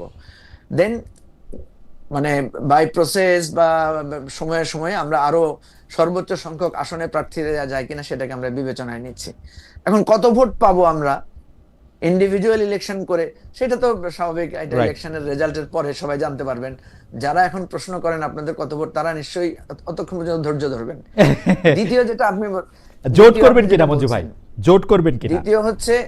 দ্বিতীয় হচ্ছে একটা জোট করার ব্যাপারে আমাদের আগ্রহ আছে। আচ্ছা, এখানে আপনি ঠিকই বলেছেন, এখানে আমরা দেখছি 4টা জোটের একটা ফরমেশন হচ্ছে। একটা হচ্ছে বিএনপির নেতৃত্বে একটা জোট, একটা দেখছি আমরা জামাতের নেতৃত্বে একটা জোট, একটা দেখছি জাতীয় পার্টিকে কেন্দ্র করে একটা জোটের গুঞ্জন, বা সিপিবি লেফট ওরিয়েন্টেড দলগুলোকে একটা জোট। আর আমরা 9টা দল আমাদের এই একটা ইস্যুতে বসেছিলাম, সেটা হচ্ছে যে আপনার জুলাই সনদ বাস্তবায়নের প্রক্রিয়ায় আমরা অন্যান্য দলগুলোর সাথে মিলে একটা অনানুষ্ঠানিক এক ধরনের সমঝোতায় আসতে পারি কিনা। তো সেইখানে আমাদের ওই বৈঠকের পরে অনেকে বলেছেন এটা কি কোনো নির্বাচনের জোটে রূপ নিতে পারে কিনা। তো সেক্ষেত্রে আমরা বলেছি আমরা এই ধরনের একটা চিন্তা করতেও পারি। মানে আমাদের যেহেতু একটু আমাদের চিন্তাগত মিল আছে, আমরা একটু সেন্ট্রিস্ট পলিটিক্যাল পার্টি হিসেবে আমাদের একটা চরিত্র দাঁড়িয়েছে, এবং আমরা যেহেতু দেখছি যে এই নতুন অভ্যুদয় আপনি দেখবেন সেই নাগরিক ঐক্য থেকে শুরু করে রাষ্ট্র সংস্কার আন্দোলন থেকে শুরু করে গণ অধিকার পরিষদ, এবি পার্টি, এনসিপি, আমাদের কিন্তু একটা কমন জায়গা আছে। আমরা বলছি যে রাষ্ট্রটাকে নতুন করে একটা নতুন রাজনৈতিক বন্দোবস্তে যেতে হবে। এটা সত্য যে আমাদের এই গণ অভ্যুত্থানের পরে যে স্বপ্ন কিছুটা হলেও ক্ষতিগ্রস্ত হয়েছে, কিছুটা প্রশ্নবিদ্ধ হয়েছে ছাত্র নেতৃত্ব, কিন্তু অল্টারনেটিভ যেটা, যে বিএনপি জোট বা জামাতের জোট, এই এদের কাছ থেকে যে একটা নতুন পলিটিক্যাল অর্ডার মানুষ পাবে, সেটাও কিন্তু মানুষ আস্থা রাখতে পারছে না। ওকে, কিন্তু বিএনপি জামাতের যেই মানে এক ধরনের বিরোধ, এটাতে কিন্তু আমি দেখি যে মানুষের মধ্যে একটা মানে অনীহা আছে, এবং এটার কারণে বিএনপি জামাতের অনীহার কারণে, এই বিভেদের কারণে কিন্তু কোনো না কোনো ভাবে আমরা দেখছি জামাতে বেনিফিটটা পাচ্ছে, জামাতের দিকে একটু ভোটের মানুষের সমর্থনের জায়গাটা, পাল্লাটা একটু একদিকে টার্ন করছে। তো সেই জায়গা থেকে আপনার প্রশ্নের স্পষ্ট উত্তর হচ্ছে, আমরা সেন্ট্রিস্ট পলিটিক্যাল পার্টিগুলো নতুন রাজনৈতিক বন্দোবস্তের স্বপ্ন আমরা যারা দেখছি, এবং নতুন রাজনৈতিক সংস্কারের যেই কাজগুলো আমরা করছি, এটাকে কেন্দ্র করে একটা জোট করা যায় কিনা, এটার জন্য আমরা চেষ্টা করছি। ওকে, আপনাকে ধন্যবাদ মঞ্জু ভাই। আমি তুষার ভাইয়ের কাছে যাওয়ার আগে আমি একটু দর্শকদের মতামত, দর্শকরা আবার মন্তব্য পাঠাচ্ছেন, কেউ কেউ আবার এটা বলতেছেন যে খালেদ ভাই আপনি মন্তব্য পড়েন কেন, ইন্টারেস্টিং। যাই হোক, আবুল খায়ের সাহেবের মন্তব্য আমি একটু বলতে চাই যে খালেদ ভাই আপনারা দুজন মিলে এনসিপি নিয়ে মজা করেন, এদের দেশের প্রতি যে ভালোবাসা আছে তা নষ্ট করেন না। জনাব আবুল খায়ের সাহেব, আপনাদের জন্য একটু আমি বলি, আপনাকে একটু বলি, দেশের জন্য ভালোবাসা আরও কারো থাকতে পারে, যারা রাজনৈতিক দলে যায় নাই, যারা রাজনৈতিক দল করে নাই, এরকম কারো মধ্যেও কিন্তু দেশের জন্য ভালোবাসা থাকতে পারে, ওইটাও আপনারা একটু খেয়াল করেন। যাই হোক, আমি একটু তুষার ভাইয়ের কাছে আসবো। তুষার ভাই, দর্শকদের কাছে আমি জানতে চাইছিলাম, যারা আপনারা সাথে যুক্ত হওয়ার আগে মানে জরিপের মতো জুলাই সনদ বাস্তবায়ন প্রক্রিয়া নিয়ে রাজনৈতিক দলগুলোর মধ্যে ঐক্য এখনো হয় নাই, তারা একমত। দর্শক শতকরা 30% মনে করেন যে একমত হতে পারবেন, শতকরা 70% মনে করেন যে একমত হতে পারবেন না। তুষার ভাই, একটু বিবিসি বাংলার দেওয়া জনাব তারেক রহমানের সাক্ষাৎকারের প্রসঙ্গ ধরে আসি, যেটা এখনো স্পষ্ট যে বিএনপি এখনো মাঠে রাজনীতিতে প্রধান প্রতিপক্ষ আওয়ামী লীগকেই মনে করে। আপনার কাছে কি মনে হয় 24-এর 5 আগস্টের পরে আওয়ামী লীগের সেই প্রাসঙ্গিকতা কি আছে? কেউ আবার বলছেন জনাব সাবের হোসেন চৌধুরীর নেতৃত্বে আরেকটা আওয়ামী লীগের শাখা বা শুদ্ধ আওয়ামী লীগ, তৃণমূল আওয়ামী লীগ, ভালো আওয়ামী লীগ, এরকম কিছু একটা হতে পারে। আপনার কাছে কি মনে হয় তুষার ভাই? সাবের হোসেন চৌধুরীর নেতৃত্বে কিছু হবে কিনা এই বিষয়ে আমার কোনো ধারণা নাই। তবে তারেক রহমান যেটা মানে ওই সাক্ষাৎকারে যদি এরকম মনে হয়ে থাকে যে আওয়ামী লীগ বিএনপির সবচেয়ে বড় প্রতিপক্ষ, এটা মনে হওয়াটা তো কোনো ভুল না, কেননা আওয়ামী লীগ পালিয়ে গিয়েছে, দলের নেতারা চলে গিয়েছে, কিন্তু যারা আওয়ামী লীগের সমর্থক ছিল, ভোটার ছিল, তারা তো আচাররা জয় পরাজয়ের সম্পর্ক থাকবে, অন্তত কিছু আসনে তো থাকবেই। ফলে বিএনপি একটি অত্যন্ত আমি মনে করি শক্তিশালী দল, একই সঙ্গে তাদের নির্বাচন সংক্রান্ত যথেষ্ট অভিজ্ঞতা রয়েছে। আপনার নিশ্চয়ই মনে আছে যে 2001 সালে তারা এই যে আধুনিক জরিপ পদ্ধতি, ভোটের আগে এক ধরনের ক্যালকুলেশন, এক ধরনের হিসাবপত্র করা, অর্গানাইজড ক্যাম্পেইন করা, এই জিনিসগুলো কিন্তু তারা 2001 সালে করেছিলেন। ফলে এই দলের মধ্যে কিছু আধুনিক চিন্তা ভাবনাও আছে। ফলে বিএনপি যদি এই ক্যালকুলেশনের ভিত্তিতে বা জরিপের ভিত্তিতে মনে করে থাকে যে আওয়ামী লীগই তাদের এখনো পর্যন্ত, বা আওয়ামী লীগের ভোটাররাই এখনো পর্যন্ত তাদের জন্য একটা বড় চ্যালেঞ্জ, সেটা তো ভুল কিছু না। কিন্তু এটার মধ্যে দিয়ে এইটা ভাবার কোনো কারণ নাই, কেননা ওই সাক্ষাৎকারে কিন্তু উনি এটাও স্পষ্ট করেছেন যে আওয়ামী লীগ ফিরে আসবে বা স্বৈরাচার ফিরে আসবে, বা এই স্বৈরাচারের লোকজন এসে আবার দেশ শাসন করবে, এতে বিএনপির কোনো মত মানে সম্মতি নাই, এটাও কিন্তু তিনি বলেছেন।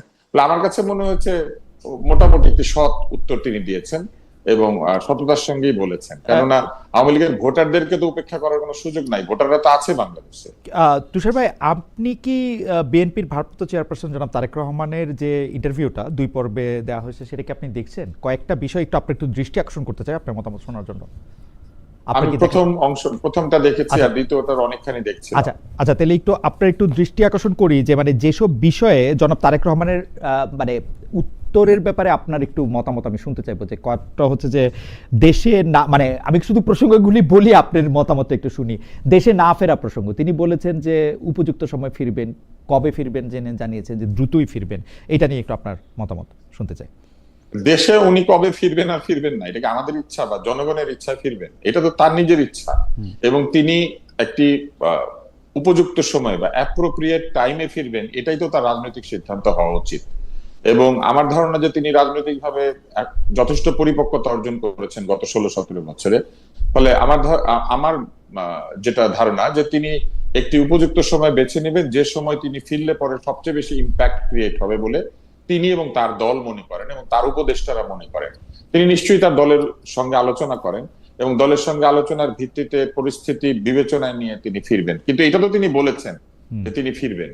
ফলে এটা তো একটা পজিটিভ সাইন। আরেকটি বিষয় হচ্ছে যে তিনি তো ফিরবেনই, মানে এতদিন কেন ফিরেন নাই সেই প্রশ্নের উত্তরে তিনি আসলে এতদিন কেন ফিরেন নাই মানে কি, 5ই আগস্ট 6 আগস্ট কেন ফেরার পরিবেশ ছিল? 6 আগস্ট কেন? আমি যদি প্রশ্ন করি বাংলাদেশের দ্বিতীয় স্বাধীনতা যারা ইন্টারনেটে বিভিন্ন ধরনের গালিগালাজ করে এনে দিলেন, তারাও তো দেশে ফিরেন নাই। না, তাদের এগুলো কোনো কথা না। তাদের আর জনাব তারেক রহমান আলাদা। জনাব তারেক রহমান তো দেশের আলাদা না। মানুষ হিসেবে আপনি যদি বিবেচনা করেন জি, কে কখন ফিরবে আর কে কখন ফিরবে না, কে কেন ফিরবে আর কে কেন ফিরবে না, এইটা কি আমরা প্রশ্ন করতে পারি? আমরা বরং তাকে অনুরোধ করতে পারি যে আপনি দ্রুত ফিরে আসুন। তুষার ভাই, আমরা বলতে পারি আপনি কেন ফিরেন না? আমরা প্রশ্ন মনে করতে পারি, কারণ এটা আমাদের কৌতূহল। উনি সারা বাংলাদেশের নেতা, এতদিন তিনি দেশে ফিরতে পারতেছিলেন না, একটা খুবই অপ্রেসিভ গভর্নমেন্ট ছিল বলে এখন তিনি দেশে ফিরবেন, সেটাই তো স্বাভাবিক, তাই না? মানে স্বভাব এখন তিনি দেশে ফিরবেন সেটাই স্বাভাবিক, কিন্তু কখন তিনি দেশে ফিরবেন এই সিদ্ধান্তকে আমি দিব? 13 মাস এই সিদ্ধান্ত উনি নেবেন। আচ্ছা, ঠিক আছে। 13 মাস কেন, উনি 17 মাস পরে, উনি 17 মাস পরেও ফিরতে পারেন, এটা তো তার ইচ্ছা। ডক্টর ইউনূস দেশে এত বড় আন্দোলন হয়ে গিয়েছে, উপদেষ্টা পরিষদের দায়িত্ব গ্রহণ করার জন্য 4 দিন বসেছিলেন কেন? ওনার কি বাধা ছিল? হাসপাতালে ছিলেন কি জানি, আপনি বলতে একটা মাইনর সার্জারির মধ্যে দিয়ে গেছেন উনি। 17 বছর আমার কোনো অসুবিধা নাই, 17 মাস উনি না থাকুক, কিন্তু বলুক আমি একটা সার্জারির মধ্যে দিয়ে যাচ্ছি। ভাই, ইচ্ছা কথাটা কিন্তু অনেক ডগমেটিক। ইচ্ছা কথাটা কিন্তু অনেক ডগমেটিক তুষার ভাই। আমি কইতেই পারি আমার ইচ্ছা, আমি যাবো না, এইটা তো মানে কোথাও যাবে না আর কি। এবং আপনি আসলে এটাই করছেন, আপনার ইচ্ছা আপনি প্রশ্ন করতেছেন। থ্যাংক ইউ তুষার ভাই। আরেকটা বিষয় আপনি একটু আমার বললেন যে উনি জুলাই আন্দোলনে কোনো মাস্টার মাইন্ড দেখেন না, এই ব্যাপারে উনার বক্তব্য নিশ্চয়ই আপনি শুনেছেন। এইটা নিয়ে আপনি একটা দুটা লাইন যদি বলেন, তাহলে আমি আবার মঞ্জু ভাইয়ের কাছে যে জানতে চাইবো যে মঞ্জু ভাই। এটা অত্যন্ত সঠিক বক্তব্য। জুলাই আন্দোলন কি মানে আমি কি বলবো এটা, কারণ জুলাই কি একজন মাস্টার মাইন্ড আছে, একজন বসে এটা সব করেছে? অ্যাকর্ডিং টু ডক্টর ইউনূস আছে, অ্যাকর্ডিং টু ডক্টর ইউনূস একজন আছে। সেটা এটা বরং আপনি ডক্টর ইউনূসকে জিজ্ঞাসা করেন, আপনার কাছে উনি যদি সাক্ষাৎকার দিতে রাজি হন। উনি তো ইংলিশে কথা না বললে সাক্ষাৎকার দিতে চান না। প্রথমত আগে ইংলিশে কথা বলতে পারতে হবে, সাক্ষাৎকারটা লন্ডন আর আমেরিকাতে হইতে হবে, আল জাজিরা থেকে চাকরি ছেড়ে দেওয়া বা আল জাজিরার সাবসিডিয়ারি প্রতিষ্ঠানে চাকরি করতে হবে। এটা বললে আবার উনি বলতে পারবেন না। আপনি যদি বাংলাদেশে থাকেন তাহলে আপনাকে নুরুল কবির অথবা গোলাম মুর্তজা হইতে হবে। হ্যাঁ হ্যাঁ, তাহলে তো উনি সাক্ষাৎকার দিবেন। আর ডয়েচে ভেলেতে থাকতে হবে, আমার নাম মোহাম্মদ আরাফাত বা জুবায়ের হইতে হবে, তাহলে হয়তো দিতে পারবে।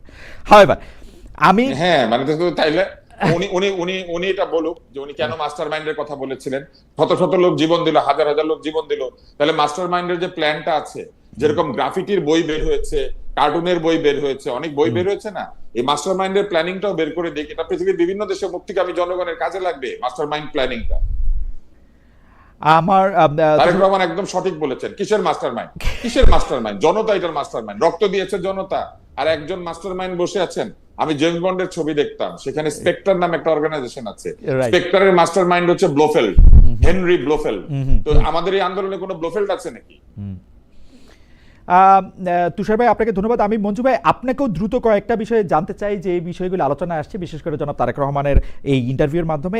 একটা হচ্ছে যে এই যে জুলাই আন্দোলনের কৃতিত্ব কার কম কার বেশি। মঞ্জু ভাই, আমরা আপনার নামও অনেক জায়গায় শুনি, আপনারও অনেক বেশি কৃতিত্ব অনেক জায়গায়। এই কৃতিত্বের ভাগাভাগিটা আসলে কেমনে হবে? মানে আমরা আন্দোলন করলাম একটা স্বৈরাচারী সরকারকে হটানোর জন্য, প্রথমে একটা কোটা বৈষম্য বিরোধী করার জন্য, তারপর একটা স্বৈরাচারী সরকারকে হটানোর জন্য, ফেসিস্ট এখন আমরা যাকে বলতেছি তাকে হটানোর জন্য। কিন্তু পরে আমরা যে ক্ষমতার ভাগটা যে আমরা ভাগাভাগি করে নিলাম, কেউ উপদেষ্টা হইলাম, কেউ নতুন রাজনৈতিক দল করলাম, আপনি গিয়ে কাকে কাকে উপদেষ্টা করবেন সেগুলি ঠিক করে আসলেন, সেই ক্ষেত্রে উনি যে জবাব দিল সেটা আপনার কাছে কেমন লাগলো মঞ্জু ভাই?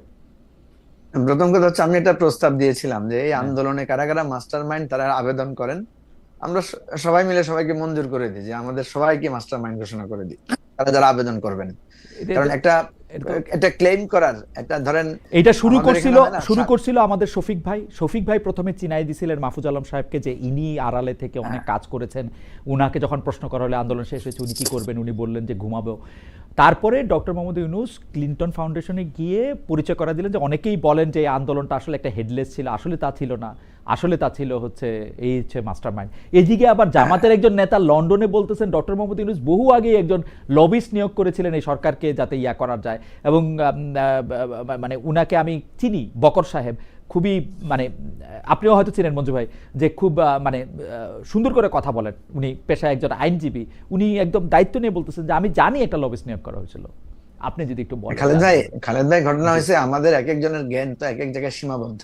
জি, ধরেন শফিক ভাইয়ের কথা যে ভুল তা না, উনি যতটুকু জানেন উনি ততটুকু বলেছেন, যে যতটুকু জানে। যেমন আমি জানি এই আমি জানি যে হাতি দেখতে আসলে খুব সরু, একটা দড়ির মতো। এই জন্য যে যতটুকু জানে তার কৃতিত্বকে আমরা যেটা মনে করি আর কি, যে আমরা বাবা বলে না যে আমি তোরে বড় করছি, তো ছেলেকে তো আসলে ওই টিচারও বড় করে, ছেলেকে তো তার বন্ধুরাও জ্ঞান দেয়, তার পরিবেশ থেকেও সে জানে, সে অনেক কিছু থেকে জানে। কিন্তু যখন বলে বাবা যে আমি যদি জন্ম না দিতাম তুই পৃথিবীতে আসছি না, ঠিক না, এটা তো ক্লেম করা যায়। সেজন্য আমি মনে করি এই আন্দোলনে সবাই বিভিন্ন জায়গা থেকে, যেমন ধরেন আবু সাইদের, মানে আমি একটা বলি আর কি, ধরেন আবু সাইদ যে প্রাণ দিল, আবু সাইদের ওই হাত প্রসারিত করার দৃশ্যটা আমাদেরকে কিভাবে মোটিভেটেড করেছে, আমাদেরকে কিভাবে আবেগ আপ্লুত এবং সাহসী করেছে, এটা তো একটা বিরাট টার্নিং মানে পয়েন্ট, তাই না? কিন্তু আপনি দেখেন আবু সাইদের বাবা মা কি আবু সাইদকে মানে এই আন্দোলনে আসার জন্য উৎসাহিত করেছে? কিন্তু এইটার একটা বিশ্লেষণ মঞ্জু ভাই, এটা একটা বিশ্লেষণ কিন্তু আছে যে এই আওয়ামী লীগের 15 বছরের সময় অনেক মানুষই অনেক অকারণে মারা গেছে। যেমন ধরেন মানে মুশতাক একজন সাংবাদিক জেলখানায় যিনি মারা গেছেন, মানে তিনি কি কারণে মারা গেছেন, কেন পুলিশের গুলিতে বা বুয়েটে আবরার মারা গেছেন, সেইটার কিন্তু কোনো ব্যাখ্যা কিন্তু কোথাও নাই। আবু সাইদের চেয়েও বেশি আমার কাছে মনে হয় কেউ কেউ বলতেছেন যে আরবান মিডল ক্লাস দেখছেন রেসিডেন্সিয়াল মডেল স্কুলের কেউ মারা গেছেন, আরবান মিডল ক্লাস দেখেছেন যে তাদের ছেলেমেয়েরা, তাদের ভাতিজা ভাগ্নেরা আক্রান্ত হয়েছেন, সেই জন্য আরবান মিডল ক্লাস যখন এটাতে সম্পৃক্ত হয়েছে তখন এই আন্দোলন আসলে অন্যরকম গতি পেয়েছে। সেইটার ক্ষেত্রে খুব মাস্টার মাইন্ড করে এটা করা সম্ভব ছিল কিনা, কারণ শেখ হাসিনাকে তো জি খালেদ ভাই, এটা হচ্ছে কি আমরা প্রত্যেকটা স্তরে স্তরে এখানে মাস্টার মাইন্ড আছে, প্রত্যেকটা স্তরে স্তরে ডাইনামিক্সটা ছড়িয়ে পড়েছে, কথা বুঝছেন?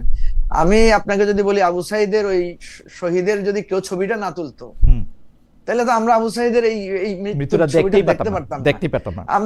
আমরা হয়তো কেউ একটা বর্ণনা করতো, একটা গুলি করছে, একটা ছেলে, আমাদের তো এটা টাচ করতো না। তাহলে ওই যে ফটোগ্রাফার, ওকে আপনি কি বলবেন, ও কি মাস্টার মাইন্ড না? বা ওকে তো আপনি বলতে পারেন যে একটা অসাধারণ মানে একটা জিনিস ছড়িয়ে দিয়েছে। সো আমি যেটা বলতে চাই যে ম্যাক্সিমাম শহীদের সাথে, আমি শহীদের পরিবারের সাথে আমি কথা বলে জিজ্ঞেস করেছি যে আপনার ছেলে যে মিছিলে আসছে আপনি রাজি ছিলেন কিনা। ওনারা ম্যাক্সিমাম লোক বলেছে আমি বাধা দিয়েছি, আসতে দেই নাই, ছেলে এটা আসুক আমি চাই নাই।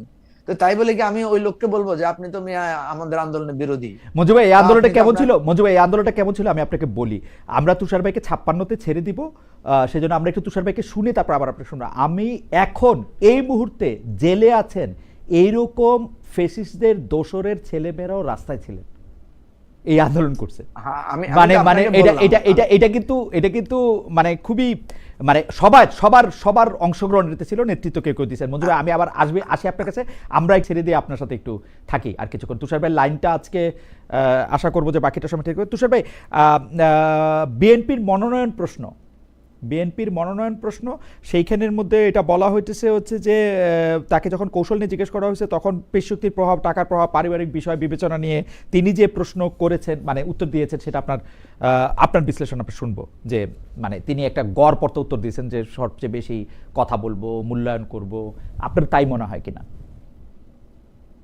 উনি যেটা বলেছেন সেটা হচ্ছে রিয়েল প্রসেস, সেই প্রসেসটা যতক্ষণ পর্যন্ত না হচ্ছে ততক্ষণ পর্যন্ত এটা সঠিক বলেছেন না সঠিক বলেন নাই এটা বোঝা যাবে না। কিন্তু আপনি যদি আমার বিশ্লেষণ বলেন তাহলে আমি বলবো যে বিএনপি যদি এইবার নমিনেশনের সময় সঠিক নিয়মে নমিনেশন না দেয়, অর্থাৎ পছন্দ অপছন্দ অথবা পারিবারিক সূত্রকে বিবেচনায় নেয়, তাহলে কিন্তু বিএনপি ক্ষতিগ্রস্ত হবে। এবং আমার ধারণা যে এইটা তারা বুঝতে পেরেছেন, এই বিভিন্ন যে জায়গাতে তারা যে জনমত সংগ্রহ করছেন সেখানেও বাংলাদেশের মানুষ পরিবারতন্ত্র থেকে মুক্তি চায়, বাংলাদেশের মানুষ অযোগ্য মানুষের শাসন থেকেও মুক্তি চায়, বাংলাদেশের মানুষ দু একটি পরিবারকে যাদেরকে শ্রদ্ধা করেন, এটা কিন্তু পরিবারতন্ত্র হিসেবে শ্রদ্ধা করেন না, ব্যক্তিদেরকে শ্রদ্ধা করেন বলে তাদের পরিবার সেই ভালোবাসাটা পায়। যেমন বহু জায়গায় আছেন শিক্ষকের ছেলে, ওই এলাকার সেরা শিক্ষকের ছেলে বা মেয়ে, ওই শিক্ষকের সম্মানটার অনেকখানি তারা পান। এটা আমাদের সোশ্যাল প্র্যাকটিস। কিন্তু এর বাইরে এমপির ছেলে এমপি হবে, মন্ত্রীর ছেলে মন্ত্রী হবে, এই প্রক্রিয়া থেকে সরে আসবেন, এরকম একটি ইশারা বা ইঙ্গিত আমরা পেয়েছি। এখন বাংলাদেশের বৃহৎ দলগুলি নমিনেশন দেওয়ার ক্ষেত্রে অনেক কিছু বিবেচনায় নেন, এলাকাতে প্রভাব, শক্তি, পারিবারিক লেগেসি, অতীতে জয়ের অভিজ্ঞতা, তারপরে এমনকি দলের শীর্ষস্থানীয় নেতাদের সঙ্গে সম্পর্ক, এরকম নানান ফ্যাক্টর কিন্তু কাজ করে। আমার মনে আছে কোনো একজন শীর্ষ নেত্রী আমাকে বলেছিলেন যে এইসব কমিটি টমিটি সব ভুয়া আওয়ামী লীগের। উনি বলেছিলেন যে ওনার একটা কাগজের মধ্যে নাম লেখেন, তারপরে সেই নাম নিয়ে একক ব্যক্তির কাছে যান, উনি যদি ইয়াস বলেন তো ইয়াস, উনি নো বললেন নো, ফলে নিচে যা হয় এগুলা সব লোক দেখান। তো বিএনপি কে এটা প্রমাণ করতে হবে যে বিএনপি আগামীতে মনোনয়ন যখন দিবেন, তারা আসলেই মনোনয়ন যেভাবে হওয়া উচিত, আদর্শ মনোনয়ন পদ্ধতি, সেইভাবে তারা মনোনয়ন দিচ্ছেন কিনা। ফলে এই বক্তব্যটাকে আমাদেরকে যাচাই করতে হবে নির্বাচনের সময় মনোনয়ন প্রক্রিয়াটা দেখে। তার আগে আমরা কেবল আশা করতে পারি যে অতীতের মতো প্রভাবিত মনোনয়ন প্রক্রিয়া হবে না। আর দর্শকদের অনেক প্রশ্ন দেখতে পাচ্ছি, আমি আপনাদেরকে নিশ্চিত করতে পারি যে আমাদের এইখানে খালেদ বা আমাদের দুইজনের অন্তত আগামী নির্বাচনে মনোনয়ন পাওয়ার কোনো আকাঙ্ক্ষা নেই। আমরা একটু শান্তিতে জীবনযাপন করতে চাই। তুষার ভাই, এই 3 মিনিট সময় আছে আপনার হাতে, আমি এই প্রসঙ্গটাতে আসি। আপনার বক্তব্য শুনে আমি মঞ্জু ভাইয়ের কাছে একটু বিস্তারিত শুনতে চাইবো। এইটা হলো যে দুর্নীতি, বেশিরভাগ বাংলাদেশের মানুষ ইররেসপেক্টিভ তারা কোন দল সাপোর্ট করে না করে, তারা দুর্নীতিমুক্ত একটা বাংলাদেশ দেখতে চায়।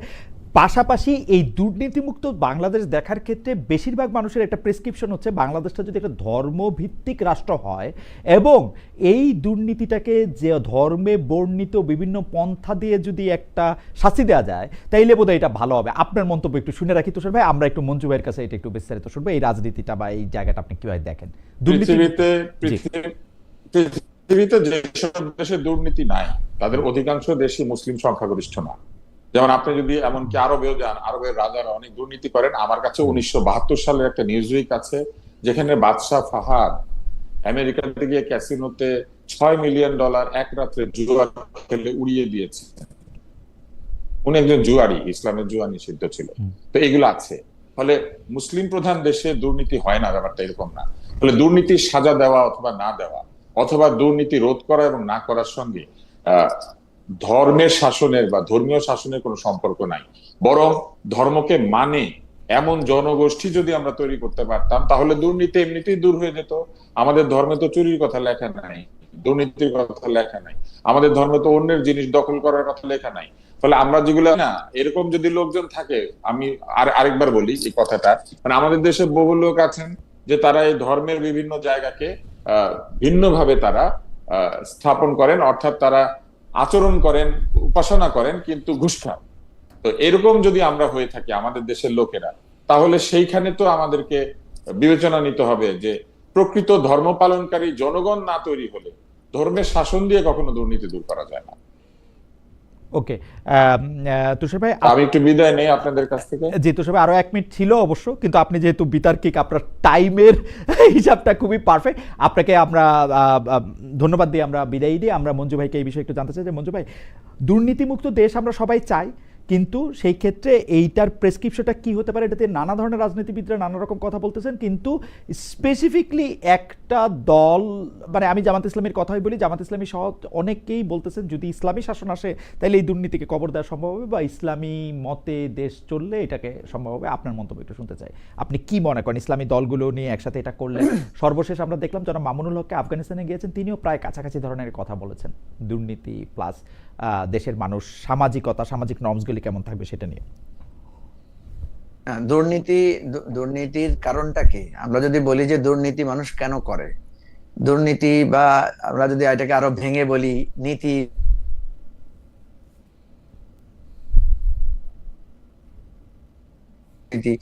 নীতিটা মানুষ শিখে কোথায়? নীতি শিক্ষার আমরা যেটা দেখি কয়েকটা সোর্স আছে। একটা হচ্ছে ফ্যামিলি থেকে শিখে, ফ্যামিলির ঐতিহ্য থেকে শিখে, ধর্ম থেকে শিখে, মানুষ কালচার থেকে শিখে। এটা হচ্ছে মানে নানা সোর্স থেকে আমরা মানে নীতিটা শিখি। তো সেক্ষেত্রে ধর্মের তো একটা বিরাট অবদান আছে, এটা তো কোনো অস্বীকার করার উপায় নাই। আমরা যেমন মিথ্যা কথা বলা যাবে না, মিথ্যা বলা মহাপাপ, এই যে পাপ পুণ্যের জ্ঞানটা তো আমরা কিছুটা ধর্ম থেকে শিখি। এখন যে কথাটা আমাদের তুষার ভাই বলেছেন যে যারা ধর্ম মানে না তারা কি দুর্নীতিবাজ সবাই? না, আমরা তো এমন লোকও দেখি যে ধর্ম মানে না, যে ঈশ্বরে বিশ্বাস করে না, আল্লাহ বিশ্বাস করে না, এরকম লোককেও তো আমরা দেখি যে সে কখনো মিথ্যা বলে না, সে কখনো চুরি করে না। আবার যিনি সারাক্ষণ ধর্ম পালন করেন উনিও মিথ্যা বলেন। তাহলে এখানে আমাদেরকে বুঝে নিতে হবে যে আমরা নীতির যে সোর্স, সেই সোর্সটাকে আমরা কে কতটুকু অ্যাবজর্ব করছি। দেখেন, বাংলাদেশ একমাত্র দেশ হয়তোবা, বা আরো অন্য জায়গায় থাকতে পারে, ভারত পাকিস্তানে, আমি আমি ভারত পাকিস্তানে খুবই কম গিয়েছি, পাকিস্তানে তো যাই নাই, ভারতে একবার গিয়েছি শুধু। কিন্তু আমি বাংলাদেশের পাশে ধরুন শ্রীলঙ্কায় গিয়েছি। শ্রীলঙ্কায় গিয়ে আমি খুব লজ্জিত হয়েছি, একটা মসজিদে ঢোকার সময় আমি নিজের অলক্ষ্যেই স্যান্ডেল গুলো হাতে নিয়ে ফেলেছি। তো পাশে যারা ছিল তারা আমার দিকে তাকিয়ে অবাক যে আমি স্যান্ডেল হাতে নিলাম কেন। মানে ওই যে আমাদের দেশে যে আমরা মসজিদে ঢোকার আগে স্যান্ডেল হাতে নেই না, হ্যাঁ, এইটা আমার অভ্যাসবশত নিয়েছিলাম, কারণ আমাদের দেশে তো আমাদের একটা ধারণা যে স্যান্ডেল বাইরে রেখে গেলে চুরি হয়ে যাবে। তাহলে আপনি দেখেন, আমাদের দেশে যদি বলি যে স্যান্ডেল বা জুতা চুরি হয় সবচেয়ে বেশি কোন জায়গায়, কেউ দ্বিধা না করে বলবে মসজিদ বা মন্দিরে বেশি চুরি হয়, তার মানে ধর্মস্থানে। তো এখন এখন প্রশ্ন হচ্ছে যে আমাদের দেশে প্রত্যেক পাড়ায় পাড়ায় মসজিদ আছে, প্রত্যেক ঘরে ঘরে কিন্তু আর কিছু না থাকুক একটা কোরআন শরীফ আছে, এবং আমাদের মুসলমানদের প্র্যাকটিস হচ্ছে সবাইকে আমরা এই শিক্ষাগুলো দেই। তারপরও আমাদের দেশে চুরি কেন বেশি হচ্ছে, আমাদের দেশে কেন এত দুর্নীতি হচ্ছে? এর আরেকটা কারণ হচ্ছে আমাদের অভাব, আমাদের অর্থনৈতিক সাম্যের অভাব, অর্থনৈতিক নিরাপত্তার অভাব, অর্থনৈতিকভাবে অসচ্ছলতা। আবার আপনি যদি দেখেন অনেক সচ্ছল পরিবার তারাও কিন্তু ঘুষ খাচ্ছে, চুরি করছে। এই জন্য এটা একটা সামগ্রিক প্রক্রিয়া। কেউ যদি বলে শুধু ধর্ম দিয়ে দুর্নীতি দূর হবে, এটা নিশ্চয়ই উনি সত্য বলবেন না, এবং এটা যুক্তি দিয়ে উনি প্রমাণ করতে পারবেন না। আবার কেউ যদি বলে যে না, শুধু আমি জ্ঞান বিজ্ঞান প্রযুক্তি আইন প্রয়োগ করেই দুর্নীতি দূর করব, এটাও হবে না। কারণ আমেরিকায় আমরা তো বেশ কয়েকটা ঘটনা জানি, লাস ভেগাসের ঘটনা জানি, লস অ্যাঞ্জেলেসের ঘটনা জানি, যে সেখানে বিদ্যুৎ বিপর্যয়ের পরে প্রচুর লুটপাট হয়েছে, প্রচুর মানে আপনার মানুষকে ছিনতাই করেছে, নানাভাবে লোপাট করেছে। তো এই জায়গায় আমরা দেখি সবগুলোর কম্বিনেশন লাগবে। ধর্ম অবশ্যই মানুষকে নৈতিক পথে রাখার একটা অন্যতম সোর্স, কিন্তু আপনি যদি মানুষের খাবার না দেন, আমাদের দুর্নীতি যদি দুর্নীতি যদি নাই থাকতো তাহলে মানে ধর্মের এত বিধানগুলো কেন আসছে? আপনি বলেন রাসূল সাল্লাল্লাহু আলাইহি ওয়াসাল্লামের যুগে সাহাবীদের এত কঠিন কঠিন শাস্তি কেন হয়েছে? হযরত ওমর তার সন্তানকে শাস্তি দিয়েছেন, তাহলে কেন? তার সন্তান অন্যায় করলো কেন? বা আমরা যদি দেখি মুসলমানদের মধ্যে, মুসলমানদের যে মানে এক ধরনের সিভিল ওয়ার হয়েছে, বা আমরা যদি কারবালার, যেটাকে আমরা বারবার বলি যে কারবালার সেই রক্তাক্ত প্রান্ত, এটা কাদের মধ্যে হয়েছে? এটা তো মানে মুসলিম ভার্সেস মুসলিম হয়েছে। আপনি হয়তো বলতে পারেন যে ও বিভ্রান্ত মুসলিম, ও ভুল মুসলিম, কিন্তু মুসলিমই তো, তারই তো ভুল হয়েছে। সুতরাং ধর্ম পালন করলে যে কেউ ভুল করবে না, ধর্মীয় শাসন জারি হলে যে দেশ থেকে একেবারে হঠাৎ করে, এটা না। কিন্তু মানুষের প্রাথমিক চাহিদাটা পূরণ করতে হবে। এবং ইসলাম নিজেও বলে না, আমি কোন ধর্মই বলে না যে তোমার পেটে ভাত না দিয়ে তোমাকে শাস্তি করবে। আপনাকে একটা রুলস বলি, যেটা খালেদ ভাই আপনি হয়তো বুঝবেন। হযরত ওমরের শাসনামলে একবার উনি হাত কাটার বিধান রহিত করেছিলেন, এবং একটা ইসলামের জুরিসপ্রুডেন্স যেটা মানে আমরা যেটা বলি শরিয়া আইন, শরিয়া আইন কি স্থগিত করা যায়? হযরত ওমর বললেন স্থগিত করা যায়। উনি হাত কাটার বিধান রহিত করেছিলেন। কেন করেছিলেন? ওই পার্টিকুলার টাইমের জন্য। উনি বলছেন যে এখন অভাব দেখা দিয়েছে, অর্থনৈতিক অসাম্য আছে, এখন এটা এক্সিকিউট করা যাবে না। তাহলে যারা বলেন যে শুধু ইসলামিক আইন করেই দেশকে ঠিক করা যাবে, তাহলে তো আগে আগে তো অর্থনৈতিক নিরাপত্তা, জীবনের নিরাপত্তা, খাদ্য নিরাপত্তা, চাকরির নিরাপত্তা, এটা প্রতিষ্ঠিত করতে হবে। এটা প্রতিষ্ঠিত এই জন্যই কিন্তু ইসলামে কিন্তু শরিয়া আইন এসেছে গ্র্যাজুয়ালি, অনেক পরে এসেছে। আগে সুশাসন, ন্যায় এগুলো নির্ধারণ করা হয়েছে, এবং সুশাসন ন্যায় কিন্তু আপনার নির্ধারণ করা হয়েছে, প্রতিষ্ঠিত করা হয়েছে সামাজিক এই অনাচারগুলো, সমস্যাগুলো দূর করার মধ্য দিয়ে। তো সুতরাং আমি বলি যে এটাতে প্রত্যেক কম্পোনেন্টের একটা কন্ট্রিবিউশন লাগবে। কিন্তু মঞ্জু ভাই, মাঠের রাজনীতিতে এইটা বলা সহজ কিনা যে এইটা করলে এইটা হয়ে যাবে, বা কোনো একটা মানে যেটাকে আমরা পরশপাথর বা টাচস্টোন বলি, যে ওইভাবে যদি আমরা চলি ওইটা হয়ে যাবে। কিন্তু আমার অভিজ্ঞতায় তো আমরা দেখি যে আমরা মানে এমনকি ভিন দেশে, মানে আমি বলি যে ইসরায়েলের অত্যাচারের প্রতিবাদ করলাম আমরা একটা জুতার দোকান লুট করে, মানে এতই সহজ আসলে আমাদেরকে মানে বলা বোঝানো। এইটার ক্ষেত্রে মানে আপনারা পলিটিশিয়ানরা কিভাবে এটা ডিল করবেন, কিভাবে মানে এটা ডিল করাটা কিভাবে? যেমন আপনি যদি আলাদা আলাদাভাবে কথা বলেন, মঞ্জু ভাই আমি আলাদা আলাদাভাবে কথা বলি বলে আমি জানি, আলাদা আলাদাভাবে কথা বলে আপনি আজকে যে কথাগুলি বললেন হুবহু এই কথাগুলি সাধারণ মানে আমি যাদের সাথে কথা বলি তারা বলেন যে আসলে আমরা তো এরকম দেখি না। তারা কবি আল্লামা ইকবালকেও উদ্ধৃত করেন যে মুসলমান আছে ইসলাম নাই, ইসলাম আছে মুসলমান নাই, ওরকম নানা ধরনের কথাই তারা বলেন। কিন্তু মানে যেটাকে বলা হচ্ছে যে জনতাকে উত্তেজিত করা বা বলা, এটা প্রমাণও তো আমরা আসলে দেখতেছি। যে মানে আমার এক বন্ধু প্রায় এই উদাহরণটা দেয় যে ইসরায়েলের অত্যাচারের বিরুদ্ধে প্রতিবাদ করলাম আমরা জুতাচুরি করে, পশ্চিমা মিডিয়াতে এটা আবার দেখানো হইলো বেশ কয়েকবার বড় বড় করে। এটা কি এটা কেমনে মানে আপনার পলিটিশিয়ানরা এটা কেমনে ডিল করেন, এটা আমার একটু জানার ইচ্ছা। এই ক্রাইসিসটা তো আমাদের এখানে আছে, এটা দুই দিকে আছে।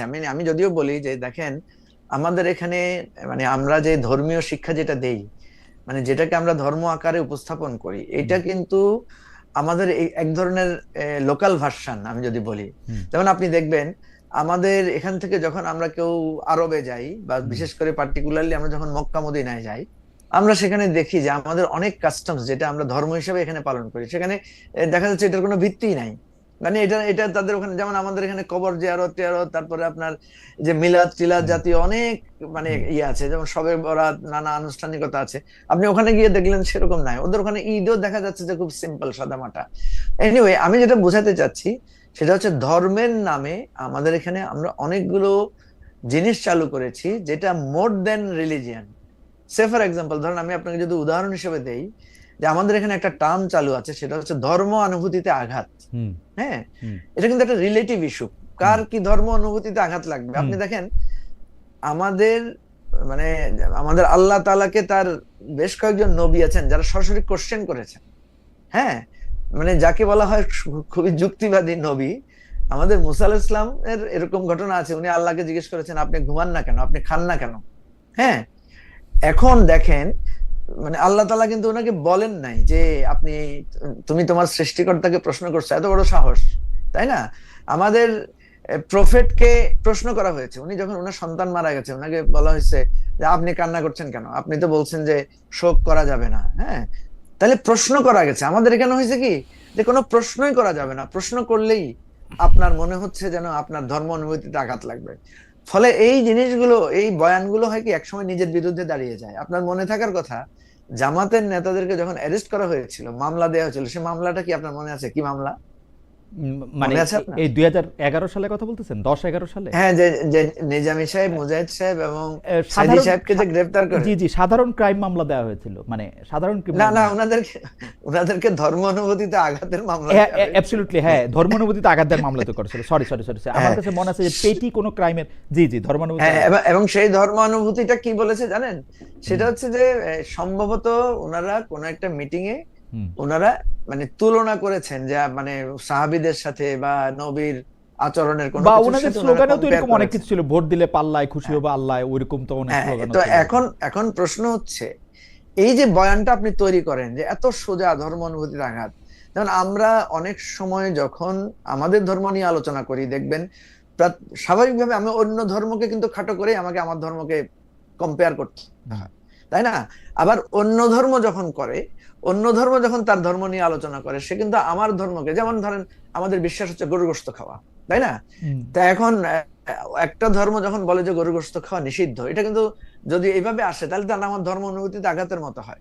বা আমরা যখন বলি যে মূর্তি পূজা হারাম, মূর্তি পূজা নিষিদ্ধ, তেমনি ভাবে এটা আরেক ধর্মের সাথে কিন্তু মানে কনফ্লিক্ট করে। এখন এই জন্য বলছি যে ধর্ম অনুভূতিতে আঘাতের নামে আমাদের এখানে যে এটা চালু হয়েছে, এটা খুব ডেঞ্জারাস একটা জিনিস। এবং এটা যে কোনো সময় যে কোনো ব্যাখ্যায় আমি একজন আলেমকেও ধর্মানুভূতিতে আঘাত হিসেবে দিতে পারবো। রাইট, ঠিক আছে, আমি ফেলতে পারবো। কিন্তু মঞ্জু ভাই এইটা তো মোটামুটি ভাবে মানে এইটা একদমই পরিষ্কার। আমি আবারও বলি যে আপনার বক্তব্যের সাথে তো আসলে কেউই হয়তো দ্বিমত করতে পারবে না। মানে আমি এরকম কোনো কিছু বললে আমি প্রায় এরকম একটা এটা পাই যে আপনি আলেম, ধর্ম সম্পর্কে কিছু জানেন না, কিন্তু আপনার এটা নিয়ে হয়তো বলা মুশকিল।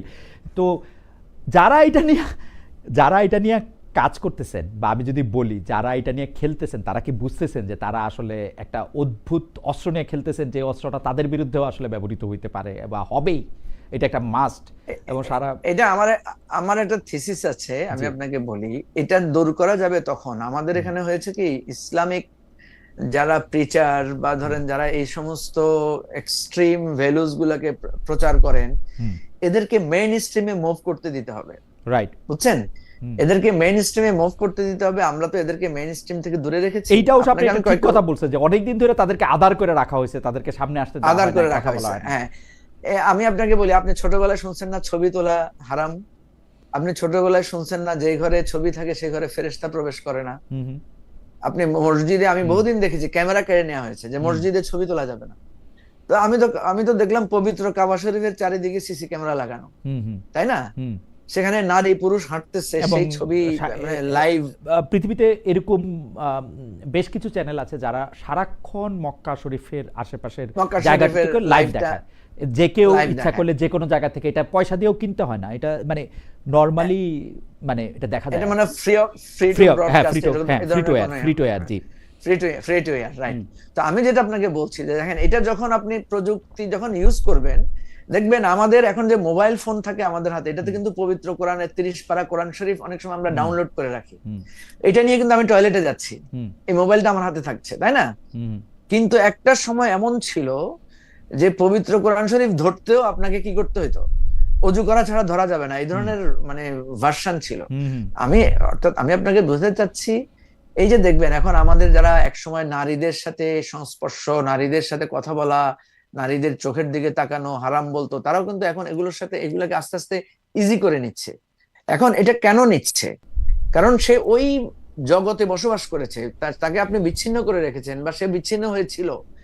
এখন যখনই আপনি তাকে সামনে আনছেন, আপনি যখন পার্লামেন্টে তাকে বলছেন তোমাকেও এখানে নারী সদস্য থাকতে হবে, হ্যাঁ, তখন সে কিন্তু আস্তে আস্তে তার যেই মানে একটা বিচ্ছিন্নতা ছিল, তার যে বয়ানগুলো সে দাঁড় করিয়েছে, এগুলো থেকে আস্তে আস্তে সে কিন্তু সরে আসছে। তো আমি এখানে ডাবল জিনিস দেখতে পাই। আপনি দেখবেন যে একটা সময়ে এই জিনিসগুলোর ব্যাপারে খুবই আপত্তি ছিল। এই সমস্ত বিষয় নিয়ে আপনি ওই যে আমাদের মোস্তফা সরোয়ার ফারুকীর একটা মুভি ছিল টেলিভিশন, আপনি কি দেখেছেন? রাইট, হ্যাঁ, হ্যাঁ, হ্যাঁ, ওই টেলিভিশনে কিন্তু একটা দারুণ একটা তুলে ধরেছে। আমার কাছে মনে হয় কি, আমাদের সাহিত্যিকরা, আমাদের চিন্তাবিদরা, মানে আমি যতবার তাদেরকে পড়ছি, যারা খুবই মানে ব্যক্তিগত অভ্যাসে যারা আসলে খুব ধার্মিকও ছিলেন, তারা কিন্তু এই বিষয়গুলি নানাভাবে অ্যাড্রেস করছেন। মানে সেটা আবুল মনসুর আহমেদ হন, সেটা সৈয়দ ওয়ালিউল্লাহ হন, সেটা কিন্তু নানাভাবে এটা অ্যাড্রেস করছেন। ফ্রম লাল সালু টু হুজুর কেবলা, এগুলি কিন্তু আসলে অ্যাড্রেস করা হয়েছে নানাভাবে। হ্যাঁ, সেটা আমি যদি বলছি, এগুলোকে যত বেশি আপনি আমাদের এই যে হয়েছে কি, আপনি যখন এই আলেমদেরকে বা এই ধরনের যারা বয়ান তৈরি করেছেন এদেরকে যখন আপনি পাবলিক স্ফিয়ারে প্রশ্নোত্তরে আনবেন, ডায়ালগে আনবেন, এক ধরনের মানে মুক্ত আলোচনায় আনবেন, আমার মনে হয় যে এটা একটা খুবই ঠিক কথা বলছেন। এবং আমি মনে করি যে অনেকটা এই আওয়ামী লীগের সময় আসে বা তারও আগের থেকে আসলে যেহেতু মেইন স্ট্রিমে তাদেরকে একটু আদার করে রাখা হয়েছে, এইটার একটা বিরূপ প্রতিক্রিয়া আমরা দেখতে পাইছি নানা জায়গায় আসলে।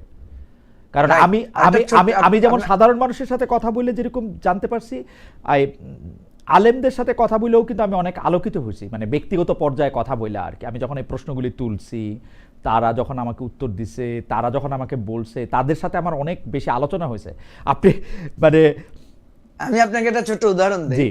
মাওলানা দেলোয়ার হোসেন সাইদি, যিনি খুবই প্রমিনেন্ট এবং খুবই ফেমাস, জি, উনি আমাকে একদিন বললেন যে দেখো, আমি এখন টেলিভিশনে যখন একটা মানে একটা ডিসকাশন করি বা একটা ছোট বক্তব্য দিই, এটা কম বেশি 50-60 লক্ষ বা এর চাইতেও বেশি ভিউয়ার শুনে এট এ টাইম, লাইভে বা আমার ইয়া থেকে। কিন্তু আমি যে একটা মাহফিলে তো আমি 10-20 লাখের বেশি লোককে রিচ করতে পারি না, তাই না? তো উনি বলছেন এখন আমি দেখছি টেলিভিশনে একটা ডিসকাশন বা একটা প্রশ্ন উত্তর অনেক বেশি পাওয়ারফুল দেন একটা বিরাট মাহফিল, একটা বিরাট ওয়াজ মাহফিল। তো উনি বলছেন একটা সময় ছিল আমরা এই টেলিভিশন দেখারকে হারাম মনে করতাম, নিষিদ্ধ মনে করতাম, আর এখন পুরো ডাইরেকশনটা চেঞ্জ হয়ে গেছে। এখন মনে হচ্ছে আমি যদি টেলিভিশনের সামনে বসে কিছুক্ষণ কোরআনের আলোচনা শুনি বা একটা প্রশ্ন উত্তর শুনি, আমার নলেজ এন্ড আমার সওয়াব অনেক অনেক বেশি হবে। দেখেন, যেটা একসময় গুনাহ ছিল, এটা একসময় কিসে পরিণত হয়ে গেল, মানে তার ডিরেকশনে উল্টা হয়ে গেল। না, এই জন্য আমার কাছে তো আমার কাছে মানে আমি আসলে এবার জানতেও চেয়েছিলাম জামাত ইসলামের নেতাদের কাছে যে আমরা এবার ডাকসুতে যে ক্যাম্পেইন আমরা ইসলামী ছাত্র শিবিরের দেখেছি সেরকম ক্যাম্পেইনটাকে সারা দেশে আমরা দেখবো কিনা। ওনারা কিন্তু বলেছেন যে তারা একটা পরিবর্তন বা বিবর্তনের মধ্যে দিয়ে যাচ্ছেন, মানে বা পরিবর্তন বা চেষ্টা করবেন অ্যাডাপশন করতে। তা আমার সেইটাতেও আমি একটু আস্থা রাখতে চাই। আবার উনাদের নেতৃবৃন্দের সঙ্গে আলাদা করে কথা বললে আমার কাছে মনে হয় যে মানুষের কল্যাণই আসলে উনাদের ধারণা, কিন্তু বলার সময় বা যেভাবে আসলে মেসেজটা যায় সেইটা আবার একটু ডিফারেন্ট ওয়েতে যায়। এটা একটু না, এখানে এখানে একটা ছোট্ট কনফ্লিক্ট আছে, সেটা হচ্ছে উনি আগে যেটা বলেছেন, উনি আগে যেই কথাটা শিখিয়েছেন, এখন যখন সেটাকে উনি রিভার্স করছেন বা সেটার কাউন্টার যাচ্ছে। একটা ছোট্ট উদাহরণ আপনাকে বলি, যে ছাত্র শিবিরের বা জামাতের সদস্য হওয়ার, আপনি কি এটা পড়েছেন কখনো তাদের সংবিধান? আমি এই যে ওয়েবসাইটে এবার এটা খেয়াল করেছি যে এটা পড়েছি। আপনি পড়লে দেখবেন সেখানে লেখা আছে মানে জামাতের বা শিবিরের একজন মেম্বার হতে হলে, সদস্য হতে হলে তাকে ফরজ ওয়াজিব মেনে চলতে হয়, কবিরা গুনাহ থেকে দূরে থাকতে হয়, মানে ফুললি একটা রিলিজিয়াস অবলিগেশন। রাইট, ঠিক আছে। এখন আপনি যখন দেখবেন জামাতের আমির বা আপনার শিবিরের সভাপতি বা তাদের এরকম সেন্ট্রাল বা ফর এক্সাম্পল ধরুন ডাকসুতে যারা নির্বাচিত হয়েছেন, সে যখন তার একটা ছাত্রী বোনের সাথে কথা বলছে দাঁড়িয়ে, বা একটা ছাত্রী এসে যাতে তাকে যদি বলে যে ভাই আপনি ডাকসুর ভিপি হয়েছেন বা আপনি জামাতের আমির হয়েছেন, আপনার সাথে আমি একটু ছবি তুলবো দাঁড়িয়ে, তো সে যখন ধরেন, সে তো একটা পাবলিক লিডার, পলিটিক্স করছে, তো তার তো এই ছবিটা তুলতে হবে। তো সে যখন এই ছবিটা তোলে, তখন তাকে কিন্তু একজন কর্মী প্রশ্ন করতে পারে যে আপনি কি এখানে কবিরা গুনাহ করেছেন না করেন নাই। আমার মনে যে এইটা নিয়ে একদিন আমরা একটা অন্য নেতাদের সাথেও একটা বড় আলাপ করব, কিন্তু মঞ্জু ভাই আপনি আমাকে ওই বিষয়টা নিয়ে একটু আমাকে নিশ্চিত করবেন কিনা, আপনি আজকে একটা কথা বলেছেন সেটা দর্শকদেরকে একটু নিশ্চিত করবেন কিনা যে আগে সুশাসন, ন্যায় বিচার এবং অন্যান্য সকল অধিকার নিশ্চিত করার পরেই যেটাকে ধর্মভিত্তিক আইন বা শরিয়া বলি সেইটা প্রযোজ্য হবে। আগে এই মানে মাঠটা সমতল করতে হবে, সবার জন্য সম অধিকার, সম আইনের ব্যবস্থা করেই কি এটা কি আসলে মানে ইসলামই পারমিট করে, ইসলাম বলে এরকম, নাকি এটা আপনি শুধু বলছেন? অনেকে প্রশ্নও করতেছেন এটা। মঞ্জু ভাই একটা আপনাকে আমি 10 সেকেন্ড যদি একটু ছোট করে, 1 মিনিট যদি একটু ছোট করে। জি খালেদ ভাই, যারা বাংলাদেশে ইসলামী রাষ্ট্র কায়েম করতে চায় তাদেরকে আপনি এই প্রশ্নটা করলে তারা কিন্তু বলবে যে এটা ওভারনাইট করা যাবে না। বলে তো, তারাও বলছে, তারাও বলে না, এটাও বলে তারা ওভারনাইট করা যাবে। তার মানে কি? তার মানে হচ্ছে যে কোনো প্রসেস, আমি তো বলি আগে এটাকে একটা রাষ্ট্র বানাতে হবে, তারপরে আপনি এটাকে সমাজতান্ত্রিক রাষ্ট্র বানাবেন না ইসলামী রাষ্ট্র বানাবেন নাকি, এটা হচ্ছে পরের স্তরের বিতর্ক। না, আমরা যখন প্রাথমিক বিতর্কে এটাকে নিয়ে আসি তখন এটা মানুষের কাছে এটা গ্রহণযোগ্যতা পায় না। কারণ একটা আপনি তো কাউকে এটা ভ্যালিড কোশ্চেন যে তুমি খেয়েছো এই প্রশ্ন করবেন আগে, রাইট, তুমি কি খেয়েছো এটা আগে প্রশ্ন করবেন না, তুমি নামাজ পড়েছো কিনা সে প্রশ্ন করবেন। একটা ঘটনা বলি, মানে এগুলো বলার আপনাকে পেলে আসলে কথা বলতে ইচ্ছে করে।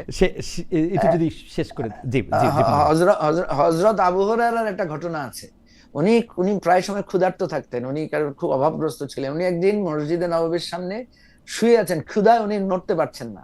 ওনাকে যতজনের লোক আসছে শুধু জিজ্ঞেস করছে এই নামাজ শুরু হচ্ছে, তুমি ভিতরে আসো। একমাত্র রাসূল সাল্লাল্লাহু আলাইহি ওয়াসাল্লাম এসে তাকে জিজ্ঞেস করছেন যে তুমি কিছু খেয়েছো কিনা, এবং প্রথমে তাকে খাওয়ার জন্য তাকে ডেকে তুললেন এবং খাবারের জন্য পাঠালেন। তার মানে হচ্ছে যতজন তাকে নামাজের প্রশ্ন জিজ্ঞেস করেছেন উনি কিন্তু খুশি হন নাই, যখন এসে তাকে খাবার খেয়েছে কিনা জিজ্ঞেস করেছেন। আমি এটাতে বোঝাতে চাচ্ছি যে মানুষের মৌলিক অধিকার, নিরাপত্তা এটা আগে করতে হবে। এখন আপনি যদি বলেন যে এটা ইসলাম এটা আগে করবে, হিন্দু ধর্ম আগে করবে, আপনি দেখবেন প্রফেট কিন্তু আগে আলামিন as-সাদিক হিসেবে আগে পেয়েছেন, উপাধি পেয়েছেন, পরে উনি নবী হিসেবে স্বীকৃতি পেয়েছেন। সুতরাং আগে প্রাথমিক জিনিসগুলোকে আমাদের এশিওর করতে হবে, এবং আমাদের দেশের যে কাঠামো, সংবিধান, নিয়ম কানুন, এগুলো কিন্তু এক ধরনের ওয়েলফেয়ার বেস করা আছে না। আমার মনে হয় যে সবাই আজকে মঞ্জু ভাইকে একটু পেয়ে, যেহেতু তুষার ভাই আগে চলে গেছেন, ডক্টর আব্দুল নূর তুষার ছিলেন আমাদের সঙ্গে, উনি যেহেতু চলে গেছেন, মঞ্জু ভাইকে পেয়ে আসলে অনেকগুলি কথা নিশ্চয়ই দর্শকরা শুনেছেন, শুনবেন নানা রকম ভাবে।